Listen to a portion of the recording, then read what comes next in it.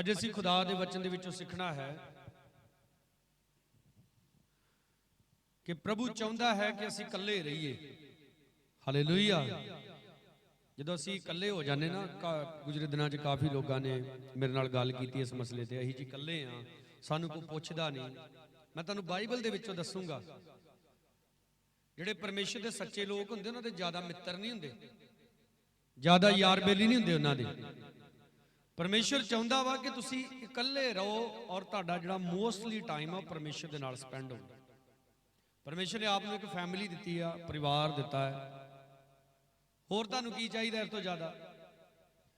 ਅਗਰ ਆਪਦੇ ਕੋਲ ਇੱਕ ਅੱਛੀ ਫੈਮਿਲੀ ਹੈ ਤਾਂ ਆਪ ਨੂੰ ਪਰਮੇਸ਼ਰ ਦਾ ਧੰਨਵਾਦ ਕਰਨਾ ਚਾਹੀਦਾ ਹੈ। ਹਾਲੇਲੂਇਆ। ਅਗਰ ਆਪ ਦੀ ਫੈਮਿਲੀ ਵਿਗੜੀ ਹੋਈ ਹੈ, ਪਰਿਵਾਰ ਦੇ ਕੁਝ ਲੋਕ ਵਿਗੜੇ ਹੋਏ ਨੇ, ਇੱਕੋ ਘੱਟ ਕਰੋ, तो ਉਹ ਲੋਕ ਵੀ ਸੁਧਰ ਜਾਣਗੇ, ਕਿਉਂਕਿ ਵਚਨ ਦਾ ਵਾਅਦਾ ਆ, ਤੂੰ ਬਚ ਤੇ ਤੇਰਾ ਘਰਾਣਾ ਵੀ ਬਚਾਇਆ ਜਾਏਗਾ। ਹਾਲੇਲੂਇਆ। ਕੀ ਕਹਿੰਦਾ ਪ੍ਰਭੂ? ਤੂੰ ਬਚ ਤੇ ਤੇਰਾ ਘਰਾਣਾ ਵੀ ਬਚਾਇਆ। ਥੋੜੀ ਜਿਹੀ ਬੇਸ ਦੇ ਦਿਓ ਮਾਈਕ ਦੇ ਵਿੱਚ। ਬਾਈਬਲ ਦੇ ਅੰਦਰ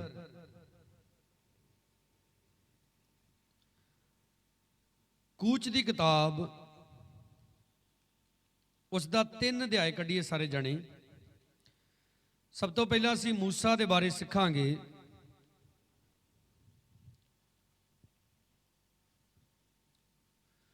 ਮੂਸਾ ਦਾ ਪਾਲਣ ਪੋਸ਼ਣ ਜਿਹੜਾ ਸੀ ਉਹ ਰਾਜਾ ਫਰਾਉਨ ਦੇ ਮਹੱਲ ਦੇ ਵਿੱਚ ਹੋਇਆ, ਔਰ 40 ਸਾਲ ਤੱਕ ਉਹ ਉਸ ਸਥਾਨ ਦੇ ਉੱਤੇ ਰਿਹਾ।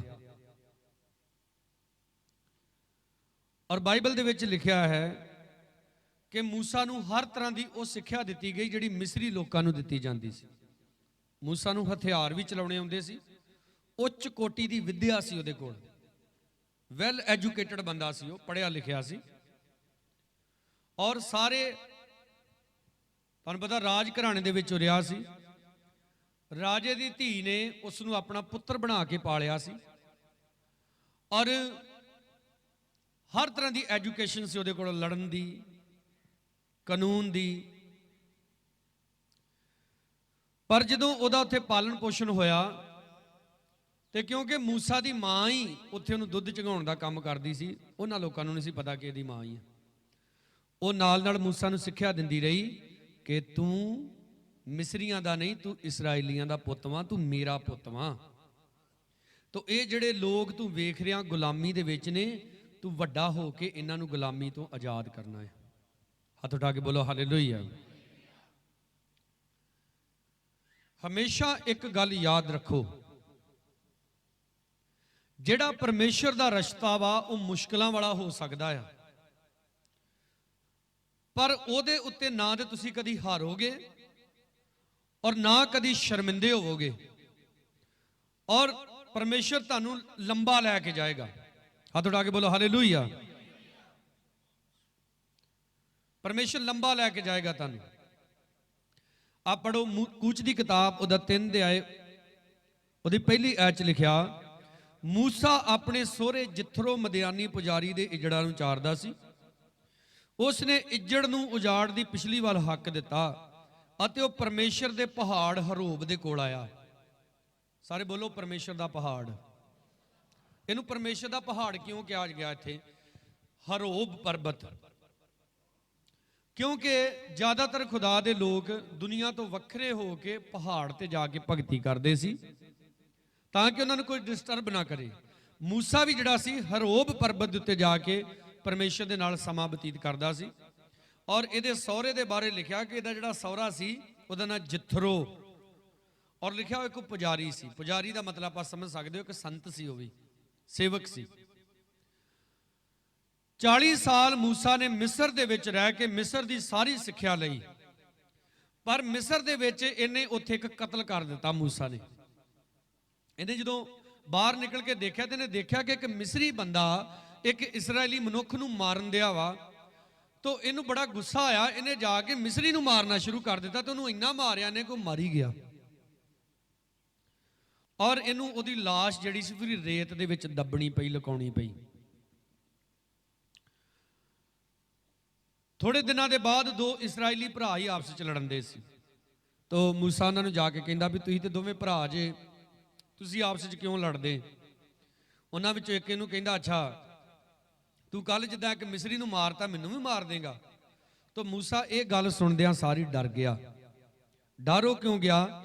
ਉਹਨੇ ਤੇ ਸਮਝਿਆ ਸੀ ਕਿ ਮੈਂ ਮਾਰ ਕੇ ਬੰਦਾ ਦੱਬ ਦਿੱਤਾ, ਕਿਸੇ ਨੂੰ ਪਤਾ ਨਹੀਂ, ਪਰ ਕਹਿੰਦਾ ਇਹ ਤੇ ਇਹਨੂੰ ਪਤਾ ਤੇ ਫਿਰ ਹੋਰ ਵੀ ਕਈਆਂ ਨੂੰ ਪਤਾ ਹੋਊਗਾ। ਇਸ ਕਰਕੇ ਡਰ ਕੇ ਉਹ ਮਿਸਰ ਛੱਡ ਕੇ ਭੱਜ ਗਿਆ। ਹਾਲੇਲੂਇਆ। ਆਪ ਜਿੱਥੇ ਮਰਜੀ ਜਾਓ, ਪਰਮੇਸ਼ਰ ਨਹੀਂ ਤੁਹਾਨੂੰ ਕਦੇ ਵੀ ਛੱਡਦਾ। ਔਰ ਮੂਸਾ ਦੇ ਅੰਦਰ ਇੱਕ ਗੁੱਸਾ ਸੀ। ਕੀ ਸੀ ਮੂਸਾ ਦੇ ਅੰਦਰ? ਇੱਕ ਗੁੱਸਾ ਇਹ ਸੀ ਕਿ ਉਹ ਆਪਣੇ ਲੋਕਾਂ ਨੂੰ ਆਜ਼ਾਦ ਕਰਾਉਣਾ ਚਾਹੁੰਦਾ ਸੀ।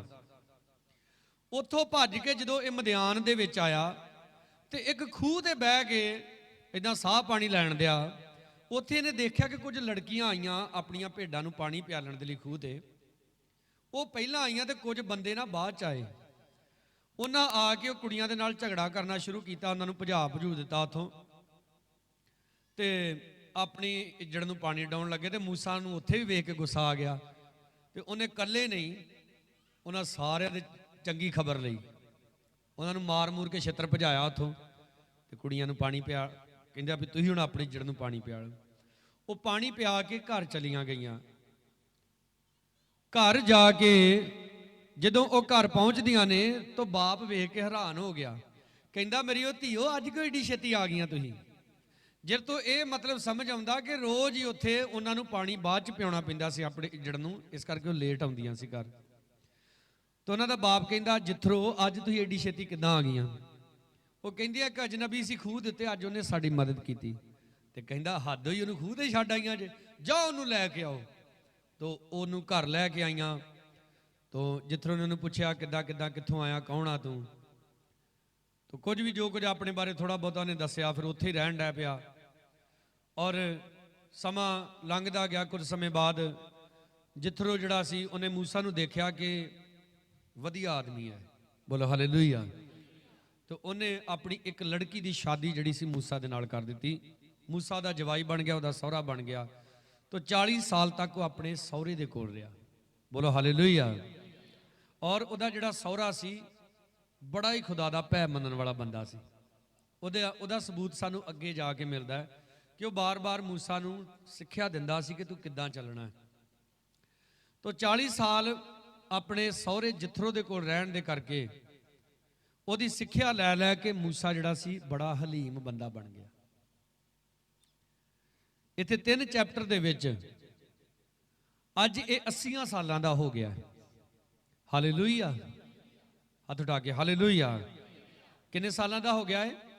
ਇਹ 80 ਸਾਲ ਦਾ ਹੋ ਗਿਆ। ਔਰ ਪ੍ਰਾਰਥਨਾ ਕਰਦਾ ਆ ਆਪਣੇ ਲੋਕਾਂ ਦੇ ਵਾਸਤੇ ਕਿ ਪਰਮੇਸ਼ਰ ਮੇਰੇ ਲੋਕਾਂ ਨੂੰ ਮਿਸਰ ਦੀ ਗੁਲਾਮੀ ਤੋਂ ਆਜ਼ਾਦ ਕਰ। ਔਰ 80 ਸਾਲ ਦਾ ਹੋ ਕੇ ਹੁਣ ਮੂਸਾ ਜ਼ਰੂਰ ਇਹ ਸੋਚਦਾ ਵਾ ਕਿ ਮੈਂ ਤੇ ਹੁਣ ਬਜ਼ੁਰਗ ਹੋ ਗਿਆ, ਹੁਣ ਮੈਂ ਤੇ ਇੰਨੇ ਜੋਗਾ ਨਹੀਂ ਆ, ਪਰ ਪਰਮੇਸ਼ਰ ਕੁਝ ਨਾ ਕੁਝ ਜ਼ਰੂਰ ਕਰ ਸਕਦਾ ਹੈ। ਪਰ ਇਸ 3 ਅਧਿਆਏ ਦੇ ਉੱਪਰ ਹੈਡਿੰਗ ਲਿਖਿਆ ਮੂਸਾ ਦਾ ਬੁਲਾਵਾ। ਹਾਲੇਲੂਇਆ। ਮੂਸਾ ਨੂੰ ਬੁਲਾਵਾ ਆਇਆ। ਪਰਮੇਸ਼ਰ ਨੇ ਮੂਸਾ ਦੇ ਨਾਲ ਗੱਲਾਂ ਕੀਤੀਆਂ। ਪਰਮੇਸ਼ਰ ਨੇ ਉਹਨੂੰ ਸ਼ਕਤੀ ਦਿੱਤੀ, ਉਹਨੂੰ ਸਾਮਰਥ ਦਿੱਤੀ ਔਰ ਉਹਨੂੰ ਵਾਪਸ, ਹਾਲੇਲੂਇਆ, ਵਾਪਸ ਮਿਸਰ ਚ ਭੇਜਿਆ। 2 ਐਚ ਲਿਖਿਆ, ਤਾਂ ਯਹੋਵਾ ਦੇ ਦੂਤ ਨੇ ਇੱਕ ਝਾੜੀ ਵਿੱਚੋਂ ਅੱਗ ਦੀ ਲਾਟ ਵਿੱਚ ਉਸ ਨੂੰ ਦਰਸ਼ਨ ਦਿੱਤਾ। ਜਾਂ ਉਸਨੇ ਡਿੱਠਾ ਤਾਂ ਵੇਖੋ ਝਾੜੀ ਅੱਗ ਵਿੱਚ ਬਲ ਰਹੀ ਸੀ, ਪਰ ਝਾੜੀ ਭਸਮ ਨਹੀਂ ਹੁੰਦੀ ਸੀ। ਮੂਸਾ ਨੇ ਇੱਕ ਅੱਗ ਦੇਖੀ। ਸਾਰੇ ਬੋਲੋ ਅੱਗ, ਬੋਲੋ ਫਾਇਰ। ਅੱਗ ਵੇਖੀ ਮੂਸਾ ਨੇ। ਆਪ ਜਦੋਂ ਤਿਆਰ ਹੁੰਦੇ ਜੇ, ਆਪ ਜਦੋਂ ਖੁਦਾ ਦੇ ਨਾਲ ਟਾਈਮ ਸਪੈਂਡ ਕਰਦੇ ਜੇ, ਤਾਂ ਸਭ ਤੋਂ ਪਹਿਲਾ ਕੰਮ ਖੁਦਾ ਦੇ ਵੱਲੋਂ ਜਿਹੜਾ ਤੁਹਾਡੇ ਜੀਵਨ 'ਚ ਹੁੰਦਾ, ਤੁਹਾਡੇ ਜੀਵਨ 'ਚ ਪਰਮੇਸ਼ਰ ਅੱਗ ਭੇਜਦਾ। ਜਿੱਦਾਂ ਯਹੂਨਾ ਨੇ ਕਿਹਾ, ਮੈਂ ਤੁਹਾਨੂੰ ਪਾਣੀ ਨਾਲ ਬਪਤਿਸਮਾ ਦਿੱਤਾ, ਪਰ ਜਿਹੜਾ ਮੇਰੇ ਤੋਂ ਬਾਅਦ ਆਏਗਾ ਉਹ ਤੁਹਾਨੂੰ ਪਵਿੱਤਰ ਆਤਮਾ ਤੇ ਅੱਗ ਦੇ ਨਾਲ ਬਪਤਿਸਮਾ ਦੇਗਾ। ਆਮੀਨ। ਹੁਣ ਦੇਖੋ ਇੱਥੇ ਮੂਸਾ ਵਾ ਜਿਹਨੂੰ ਪਰਮੇਸ਼ਰ ਨੇ ਦਰਸ਼ਨ ਦਿੱਤਾ ਅੱਗ ਦੇ ਵਿੱਚੋਂ ਦੀ। ਝਾੜੀ ਆ, ਉਹਨੂੰ ਅੱਗ ਲੱਗੀ ਹੋਈ ਆ, ਪਰ ਝਾੜੀ ਜਿਹੜੀ ਸੜਨ ਨਹੀਂ ਡਈ, ਭਸਮ ਨਹੀਂ ਹੋ ਰਹੀ। ਦੂਸਰਾ ਬੰਦਾ ਬਾਈਬਲ ਦੇ ਵਿੱਚ ਯੂਸਫ ਹੈ, ਜਿਹਦੇ 12 ਭਰਾ ਨੇ। ਹਾਲੇਲੂਇਆ। ਕਿੰਨੇ ਭਰਾ ਉਹਦੇ? 11 ਭਰਾ, 12ਵਾਂ ਉਹ ਸੀ।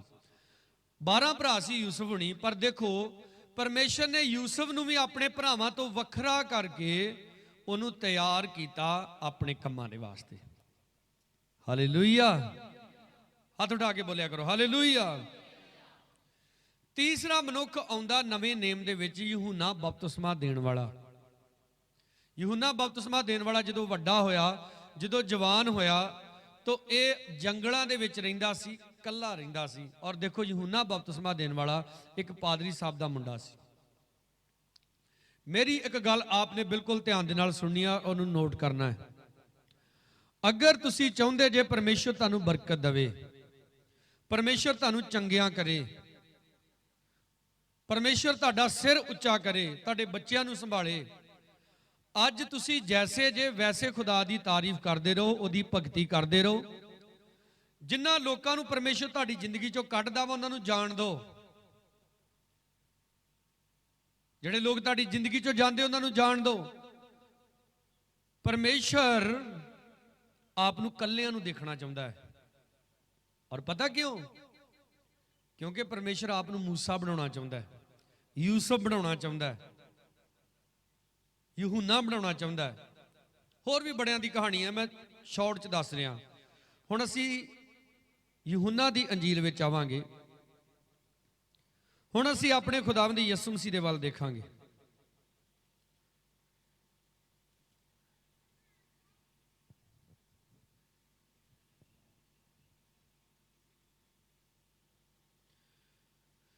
ਯਹੂਨਾ ਦੀ ਅੰਜੀਲ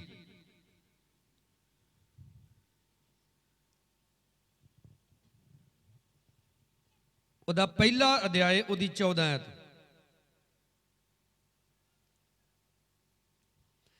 ਲਿਖਿਆ, ਸ਼ਬਦ ਦੇਹਧਾਰੀ ਹੋਇਆ, ਕਿਰਪਾ ਅਤੇ ਸਚਾਈ ਨਾਲ ਭਰਪੂਰ ਹੋ ਕੇ ਉਹ ਸਾਡੇ ਵਿੱਚ ਵਾਸ ਕੀਤਾ, ਅਤੇ ਅਸਾਂ ਉਸ ਦਾ ਤੇਜ, ਪਿਤਾ ਦੇ ਇਕਲੌਤੇ ਦੇ ਤੇਜ ਵਰਗਾ ਡਿੱਠਾ।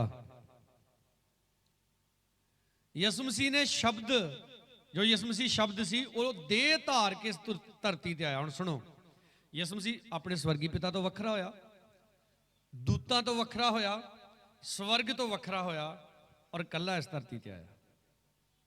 ਜੋਰ ਸੇ ਬੋਲੋ ਹਾਲੇਲੂਇਆ। ਉਹਨੂੰ ਵੀ ਆਪਣਾ ਆਪ ਪ੍ਰਗਟ ਕਰਨ ਦੇ ਲਈ ਕੱਲੇ ਹੋਣਾ ਪਿਆ, ਵੱਖਰੇ ਹੋਣਾ ਪਿਆ। ਹਾਲੇਲੂਇਆ। ਕੀ ਹੋਣਾ ਪਿਆ? ਯਿਸੂ ਮਸੀਹ ਨੂੰ ਵੀ, ਯਿਸੂ ਮਸੀਹ ਨੂੰ ਵੀ ਇਕੱਲੇ ਹੋਣਾ ਪਿਆ। ਔਰ ਇਕੱਲੇ ਹੋ ਕੇ ਇਸ ਧਰਤੀ ਦੇ ਵਿੱਚ ਆ ਕੇ ਉਹਨੇ ਸਾਰੇ ਜਗਤ ਦੇ ਪਾਪਾਂ ਦੀ ਮਾਫੀ ਦੇ ਲਈ ਆਪਣਾ ਪਵਿੱਤਰ ਲਹੂ ਬਹਾਇਆ। ਬੋਲੋ ਹਾਲੇਲੂਇਆ। ਮੱਤੀ ਦੀ ਅੰਜੀਲ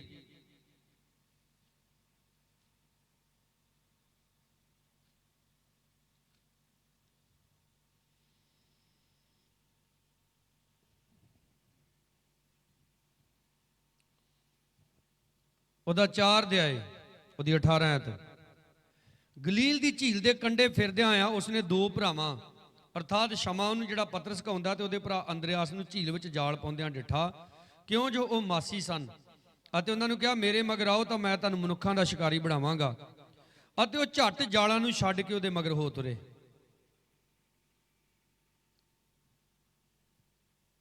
ਕੀ ਹੋ ਗਿਆ? ਆਪਣੇ ਕਾਰੋਬਾਰ ਤੋਂ ਵੱਖਰੇ, ਯਿਸੂ ਦੇ ਚੇਲੇ। ਹਾਲੇਲੂਇਆ। ਸੁਣ ਰਹੇ ਜੇ? 21 ਆਇਤ ਉੱਥੋਂ ਅੱਗੇ ਵੱਧ ਕੇ ਉਹਨੇ ਹੋਰ 2 ਭਰਾਵਾਂ ਅਰਥਾਤ ਜਬਦੀ ਦੇ ਪੁੱਤਰ ਯਕੂਬ ਨੂੰ ਅਤੇ ਉਹਦੇ ਭਾਈ ਯਹੂਨਾ ਨੂੰ ਵੇਖਿਆ, ਜਿਹੜੇ ਆਪਣੇ ਪਿਓ ਦੇ ਨਾਲ ਬੇੜੀ ਉੱਤੇ ਆਪਣੇ ਜਾਲਾਂ ਨੂੰ ਸੁਧਾਰਦੇ ਸਨ। ਉਹਨਾਂ ਨੂੰ ਸੱਦਿਆ, ਉਹ ਝੱਟ ਬੇੜੀ ਨੂੰ ਅਤੇ ਆਪਣੇ ਪਿਓ ਨੂੰ ਛੱਡ ਕੇ ਉਹਦੇ ਮਗਰ ਹੋ ਤੁਰੇ। ਬੋਲੋ ਹਾਲੇਲੂਇਆ।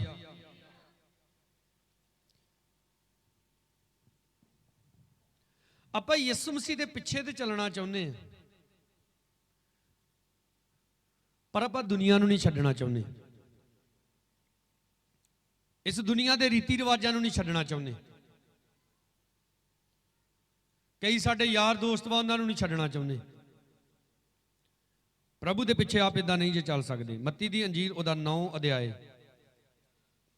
9 ਆਇਤ, ਉਸਨੇ ਉੱਥੋਂ ਅੱਗੇ ਵੱਧ ਕੇ ਮੱਤੀ ਨਾਮੇ ਇੱਕ ਮਨੁੱਖ ਨੂੰ ਮਸੂਲ ਦੀ ਚੌਂਕੀ ਉੱਤੇ ਬੈਠੇ ਵੇਖਿਆ।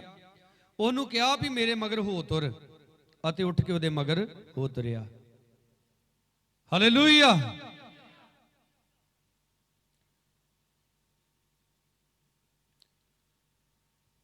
ਜਦੋਂ ਪ੍ਰਭੂ ਯਿਸੂ ਸਾਨੂੰ ਆਵਾਜ਼ ਦਿੰਦਾ ਹੈ, ਉਹਦੀ ਆਵਾਜ਼ ਨੂੰ ਸੁਣਨ ਦੇ ਲਈ ਸਾਨੂੰ ਆਪਣਾ ਪੂਰਾ ਧਿਆਨ ਜਿਹੜਾ ਉਹਦੇ ਵੱਲ ਲਗਾਉਣਾ ਪੈਂਦਾ ਹੈ। ਅੱਜ ਲੋਕ ਸੌਖੇ ਰਸਤੇ ਲੱਭਣ ਦੇ ਆ।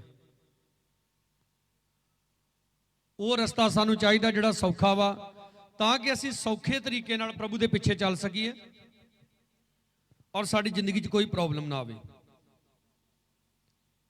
ਸਮਝਦੇ ਆਪਾਂ ਇਦਾਂ ਵਾ, ਪਰ ਕਈ ਵਾਰੀ ਕੁਝ ਪ੍ਰੋਬਲਮਾਂ ਨੂੰ ਆਪਾਂ ਆਪੇ ਹੀ ਨਾਲ ਨਾਲ ਲਈ ਫਿਰਦੇ।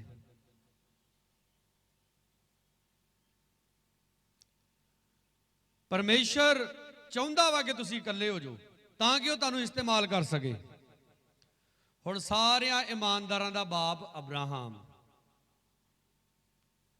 ਪਰਮੇਸ਼ਰ ਚਾਹੁੰਦਾ ਸੀ ਉਹ ਵੀ ਇਕੱਲਾ ਹੋਵੇ, ਪਰ ਉਹਨੇ ਵੀ ਦੇਰੀ ਲਾਈ ਇਕੱਲੇ ਹੋਣ 'ਚ। ਇਸ ਲਈ ਉਹਦੀ ਬਰਕਤ 'ਚ ਵੀ ਕੀ ਲੱਗ ਗਈ? ਬਰਕਤ 'ਚ ਵੀ ਦੇਰੀ ਲੱਗ ਗਈ। ਪਰਮੇਸ਼ਰ ਬਹੁਤਿਆਂ ਨੂੰ ਪਸੰਦ ਨਹੀਂ ਕਰਦਾ। ਪਰਮੇਸ਼ਰ ਬਹੁਤਿਆਂ ਦੇ ਦੁਆਰਾ ਕੰਮ ਨਹੀਂ ਕਰਦਾ। ਉਹ ਇੱਕ ਨੂੰ ਖੜਾ ਕਰਦਾ ਹੈ। ਕਿੰਨਿਆਂ ਨੂੰ? ਉੱਚੀ ਬੋਲਿਆ ਕਰੋ। ਕਿੰਨਿਆਂ ਨੂੰ ਖੜਾ ਕਰਦਾ? ਇੱਕ ਨੂੰ ਖੜਾ ਕਰਦਾ ਹੈ। ਉਹਨੂੰ ਹਜ਼ਾਰਾਂ ਦੇ ਵਿੱਚ ਇਸਤੇਮਾਲ ਕਰਦਾ ਹੈ। ਬੋਲੋ ਹਾਲੇਲੂਇਆ। ਅਸੀਂ ਆਪਣੇ ਦਿਮਾਗ ਨੂੰ ਚਲਾਉਣਾ ਜਿਹੜਾ ਵਾ ਉਹ ਬੰਦ ਕਰ ਦਈਏ। ਮੂਸਾ ਆਪਣੇ ਤਰੀਕੇ ਨਾਲ ਆਪਣੇ ਲੋਕਾਂ ਨੂੰ ਆਜ਼ਾਦ ਕਰਨਾ ਚਾਹੁੰਦਾ ਸੀ, ਕਰਾ ਨਹੀਂ ਸਕਿਆ, ਸਗੋਂ ਉਹਨੂੰ ਵੀ ਡਰ ਕੇ ਉੱਥੋਂ ਭੱਜਣਾ ਪਿਆ। ਪਰ ਜਦੋਂ ਪਰਮੇਸ਼ਰ ਨੇ ਉਹਨੂੰ ਤਿਆਰ ਕੀਤਾ, ਔਰ ਦੇਖੋ ਪਰਮੇਸ਼ਰ ਨੇ ਉਹਨੂੰ ਇਸ ਤਰੀਕੇ ਨਾਲ ਤਿਆਰ ਕੀਤਾ, ਫਿਰ ਪਰਮੇਸ਼ਰ ਨੇ ਉਹਨੂੰ ਹੈਲਪਰ ਵੀ ਦਿੱਤੇ। ਉਹ ਕਹਿੰਦਾ ਪਰਮੇਸ਼ਰ ਨੂੰ, ਪਰਮੇਸ਼ਰ ਮੈਂ ਤੇ ਤੋਤਲੀ ਜ਼ਬਾਨ ਵਾਲਾ, ਥੱਥਾ ਸੀ ਮੂਸਾ।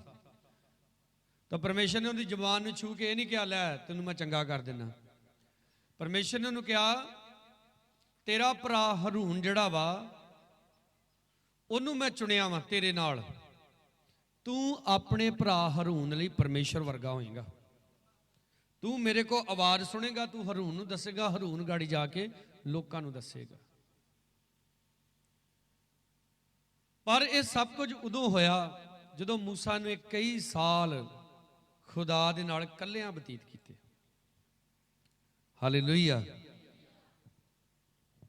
ਜਿਹੜੇ ਬੱਚੇ ਜ਼ਿਆਦਾ ਐਜੂਕੇਸ਼ਨ ਦੇ ਵਿੱਚ ਇੰਟਰਸਟ ਰੱਖਦੇ ਨਾ, ਉਹ ਬੱਚੇ ਵੀ ਇਕੱਲੇ ਹੀ ਰਹਿੰਦੇ। 7-8 ਜਣੇ ਤੁਸੀਂ ਇਕੱਠੇ ਬਹਿ ਕੇ ਨਹੀਂ ਪੜ੍ਹ ਸਕਦੇ। ਜਿਹੜੇ ਬੱਚੇ ਜ਼ਿਆਦਾ ਪੜ੍ਹਾਈ ਦੇ ਵਿੱਚ ਪੜ੍ਹਨ 'ਚ ਵਿਸ਼ਵਾਸ ਕਰਦੇ, ਉਹ ਵੀ ਇਕੱਲੇ ਰਹਿੰਦੇ ਔਰ ਉਹ ਆਪਣੀ ਸਟੱਡੀ ਤੇ ਧਿਆਨ ਦਿੰਦੇ। ਜ਼ਿਆਦਾ ਪ੍ਰਾਰਥਨਾ ਕਰਨ ਵਾਲੇ ਲੋਕ ਵੀ ਇਕੱਲੇ ਰਹਿਣਾ ਪਸੰਦ ਕਰਦੇ।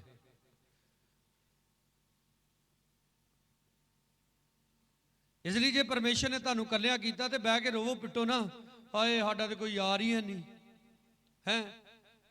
ਅਤੀਆਂ ਸਾਡੀਆਂ ਨਾ ਕਹਿਣ ਸਾਡੀ ਤਾਂ ਕੋਈ ਸਹੇਲੀ ਨਹੀਂ ਹੈਗੀ, ਆਪਾਂ ਐਵੇਂ ਹਾਲੇਲੂਇਆ ਕਰਦੀਆਂ ਰਹਿੰਦੀਆਂ।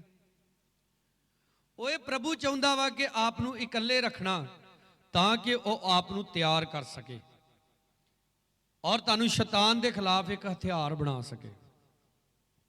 ਇਸੇ ਲਈ ਤੇ ਉਹਨੇ ਕਿਹਾ ਜਿੱਥੇ ਮੇਰੇ ਨਾਂ 'ਚ ਤੁਸੀਂ 2 ਜਾਂ 3 ਇਕੱਠੇ ਹੋਵੋਗੇ। ਉਹਨੇ ਇਦਾਂ ਕਿਉਂ ਨਹੀਂ ਕਹਿ ਦਿੱਤਾ ਜਿੱਥੇ ਮੇਰੇ ਨਾਂ 'ਚ ਤੁਸੀਂ 250-300 ਇਕੱਠੇ ਹੋਵੋਗੇ ਫੇਰ ਹਾਜ਼ਰ ਹੋਊਂਗਾ ਮੈਂ। ਉਹ 2-3 ਦੀ ਗੱਲ ਕਰਦਾ। ਔਰ ਜਦੋਂ ਆਪ ਇਕੱਠੇ ਹੋ ਕੇ 2 ਜਾਂ 3 ਜਣੇ ਬਹਿ ਕੇ ਦੁਆ ਕਰਦੇ ਜੇ, ਤਾਂ ਪਰਮੇਸ਼ਰ ਦਾ ਤਖਤ ਆਪ ਦੇ ਦਰਮਿਆਨ ਲੱਗ ਜਾਂਦਾ ਹੈ। ਬੋਲੋ ਹਾਲੇਲੂਇਆ। ਇਸ ਲਈ ਚਿੰਤਾ ਨਹੀਂ ਕਰਨੀ। ਮੂਸਾ ਨੂੰ ਅੱਗ ਉਦੋਂ ਦਿਖਾਈ ਦਿੱਤੀ, ਮੂਸਾ ਨੂੰ ਪਰਮੇਸ਼ਰ ਦੀ ਆਵਾਜ਼ ਉਦੋਂ ਸੁਣਾਈ ਦਿੱਤੀ ਜਦੋਂ ਉਹ ਸਮਝ ਗਿਆ ਇਸ ਗੱਲ ਨੂੰ ਕਿ ਮੈਂ ਹੁਣ ਇਕੱਲਾ ਵਾਂ ਤੇ ਮੈਂ ਕੁਝ ਨਹੀਂ ਕਰ ਸਕਦਾ। ਜਦੋਂ ਤੁਸੀਂ ਕਹਿੰਦੇ ਜੇ ਨਾ ਮੈਂ ਬਹੁਤ ਕੁਝ ਕਰ ਸਕਦਾ, ਮੈਂ ਜੋ ਚਾਹਾਂ ਕਰ ਸਕਦਾ, ਪਰਮੇਸ਼ਰ ਬੈਠਾ ਸਿੰਘਾਸਣ ਤੇ ਹੱਸਦਾ ਹੈ, ਕਰ ਲਾ ਜੇ ਮਨ ਆਈਆਂ। ਇਸ ਲਈ ਤਾਂ ਉਹਨੇ ਕਿਹਾ ਹੇ ਸਾਰੇ ਥੱਕੇ ਹੋਇਓ ਭਾਰ ਹੇਠ ਮੇਰੇ ਕੋਲ ਆਓ, ਮੈਂ ਤੁਹਾਨੂੰ ਕੀ ਦੇਵਾਂਗਾ। ਹਾਂ, ਜਦ ਤੱਕ ਬੰਦਾ ਥੱਕ ਨਹੀਂ ਨਾ ਜਾਂਦਾ, ਉਹ ਯਿਸੂ ਕੋਲ ਨਹੀਂ ਹੁੰਦਾ। ਉਹ ਐਵੇਂ ਇੱਧਰ ਉੱਧਰ ਝਾਤੀਆਂ ਮਾਰਦਾ ਫਿਰਦਾ ਤੁਰਦਾ ਰਹਿੰਦਾ। ਮੂਸਾ ਨੂੰ ਇਹ ਮਾਣ ਸੀ ਕਿ ਮੈਂ ਤੇ ਇਹਨਾਂ ਮਿਸਰੀ ਲੋਕਾਂ ਦੀ ਸਾਰੀ ਵਿੱਦਿਆ ਸਿੱਖੀ ਹੈ ਤੇ ਇਹਨਾਂ ਦੇ ਹਥਿਆਰ ਮੈਂ ਇਹਨਾਂ ਦੇ ਖਿਲਾਫ ਇਸਤੇਮਾਲ ਕਰੂੰ, ਪਰ ਨਹੀਂ, ਉਹ ਇਦਾਂ ਨਹੀਂ ਕਰ ਸਕਿਆ। ਆਪ ਆ ਜਾਈਏ ਉੱਥੇ ਕੂਚ ਦੀ ਕਿਤਾਬ ਦੇ ਵਿੱਚ।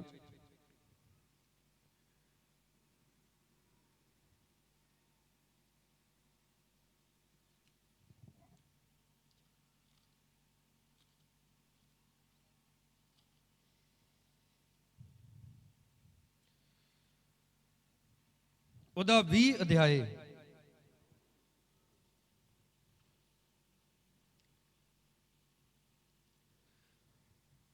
ਉਹਦੀ 19 ਆਇਤ। ਇੱਕ ਹੋਰ ਜ਼ਬਰਦਸਤ ਗੱਲ ਆਪ ਨੂੰ ਦੱਸਣ ਦੇ ਲਈ ਜਾ ਰਿਹਾ ਮੈਂ। ਲਿਖਿਆ, ਉਹਨਾਂ ਨੇ ਮੂਸਾ ਨੂੰ ਆਖਿਆ, ਤੂੰ ਸਾਡੇ ਨਾਲ ਗੱਲਾਂ ਕਰ ਤਾਂ ਅਸੀਂ ਸੁਣਾਂਗੇ, ਪਰ ਪਰਮੇਸ਼ਰ ਸਾਡੇ ਨਾਲ ਗੱਲ ਨਾ ਕਰੇ ਭਈ ਅਸੀਂ ਕਿਤੇ ਮਰ ਨਾ ਜਾਈਏ। ਪਰਮੇਸ਼ਰ ਪਹਾੜ ਤੋਂ ਗੱਲਾਂ ਕਰ ਰਿਹਾ ਸੀ, ਬੋਲ ਰਿਹਾ ਸੀ। ਔਰ ਬੋਲ ਕਿੱਦਾਂ ਰਿਹਾ ਸੀ? 18 ਤੇ ਵੇਖੋ, ਸਾਰੀ ਪਰਜਾ ਗੱਜਾਂ ਲਸ਼ਕਾਂ ਤੁਰੀ ਦੀ ਆਵਾਜ਼ ਅਤੇ ਪਹਾੜ ਤੋਂ ਧੂਆਂ ਵੇਖ ਰਹੀ ਸੀ, ਅਤੇ ਜਾਂ ਪਰਜਾ ਨੇ ਵੇਖਿਆ ਤਾਂ ਕੰਬ ਉੱਠੀ ਤੇ ਦੂਰ ਜਾ ਖਲੋਤੀ।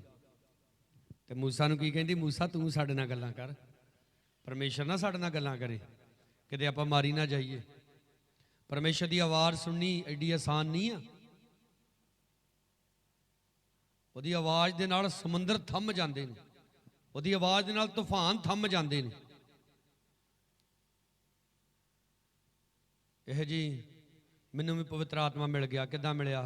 ਇਹ ਮੈਂ ਬੈਠਾ ਦੁਆ ਕਰਨ ਦਿਆ ਤੇ ਇੱਕ ਬਲੂੰਗੜਾ ਆ ਕੇ ਮੇਰੀ ਕੱਛ 'ਚ ਵੜ ਗਿਆ।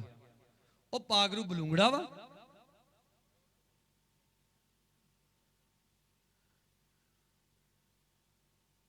ਕਈ ਗੈਰ ਭਾਸ਼ਾ ਬੋਲਣ ਡੈ ਪੈਂਦੇ ਤੇ ਸਮਝਦੇ ਸਾਨੂੰ ਪਵਿੱਤਰ ਆਤਮਾ ਮਿਲ ਗਿਆ।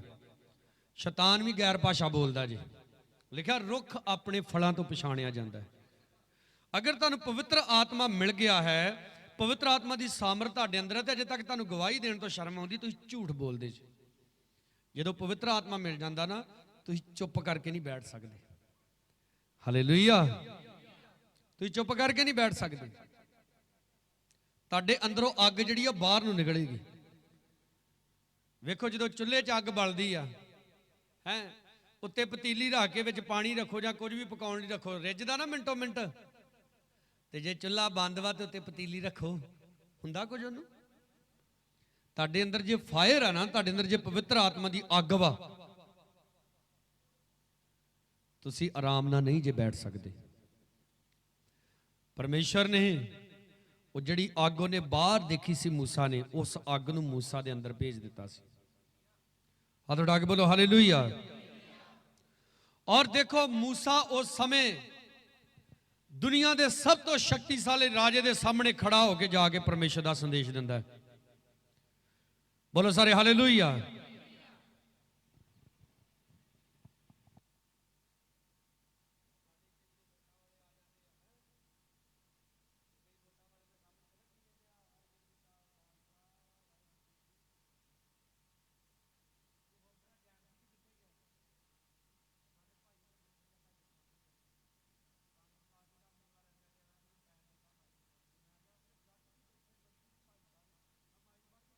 ਸਾਰਿਆਂ ਨੂੰ ਜੈ ਮਸੀਹ ਦੀ। ਉਹ ਵੀ ਜਦੋਂ ਜੈ ਸਾਡੇ ਯਿਸੂ ਦੀ ਆ ਤੇ ਸਾਨੂੰ ਕੀ ਬੋਲਣਾ ਚਾਹੀਦਾ? ਜੈ ਮਸੀਹ ਦੀ। ਇੱਕ ਸਾਡਾ ਨੌਜਵਾਨ ਫੇਸਬੁੱਕ ਦੇ ਉੱਤੇ ਉਹਨੇ ਬੜੀਆਂ ਵਧੀਆ ਗੱਲਾਂ ਕੀਤੀਆਂ। ਯਿਸੂ ਮਸੀਹ ਨੂੰ ਮੰਨਣ ਵਾਲਾ ਕ੍ਰਿਸਚਨ ਬੰਦਾ, ਤੇ ਜਦੋਂ ਉਹਨੇ ਵੀਡੀਓ ਖਤਮ ਕੀਤੀ ਤੇ ਐਂਡ ਤੇ ਬਸ ਉਹੀ ਨਾਰਾ ਬੋਲਤਾ। ਮੈਂ ਕਿਹਾ ਜਾ ਕੇ ਟੱਠੇ ਖੂਹ 'ਚ ਪਾਓ ਜਾ ਕੇ। ਸਿਰਫ ਯਿਸੂ ਜਿੰਦਾਬਾਦ ਹੈ। ਜਿੰਦਾਬਾਦ ਦਾ ਮਤਲਬ ਸਮਝਦੇ? ਜੋ ਜਿੰਦਾ ਆ। ਤਾਂ ਬਾਈਬਲ ਦੇ ਵਿੱਚ ਲਿਖਿਆ ਜਿੰਦਾ ਕੌਣ ਹੈ? ਬੋਲੋ ਜਿੰਦਾ ਕੌਣ ਹੈ? ਪ੍ਰਭੂ ਯਿਸੂ ਮਸੀਹ। ਆਦਰ ਸਭਨਾਂ ਦਾ ਕਰੋ। ਹਾਲੇਲੂਇਆ। ਸਭਨਾਂ ਦਾ ਆਦਰ ਕਰੋ। ਹਾਂ, ਦੇਵੀ ਦੇਵਤੇ ਵੀ ਆਦਰ ਦੇ ਯੋਗ ਹੈ, ਕਹਿ ਸਕਦੇ ਹਾਂ। ਗੁਰੂ ਪੀਰ ਪੈਗੰਬਰ ਵੀ ਆਦਰ ਦੇ ਯੋਗ ਹੈ, ਪਰ ਉਹ ਪਰਮੇਸ਼ਰ ਨਹੀਂ ਆ। ਹਾਲੇਲੂਇਆ। ਚਾਚੇ ਦਾ ਵੀ ਆਦਰ ਤੇ ਤਾਏ ਦਾ ਵੀ ਆਦਰ, ਪਰ ਡੈਡੀ ਨਹੀਂ ਆ ਉਹ। ਸਮਝ ਰਹੇ ਜੇ ਗੱਲ? ਉਹ ਪਿਓ ਥੋੜਾ ਵਾ।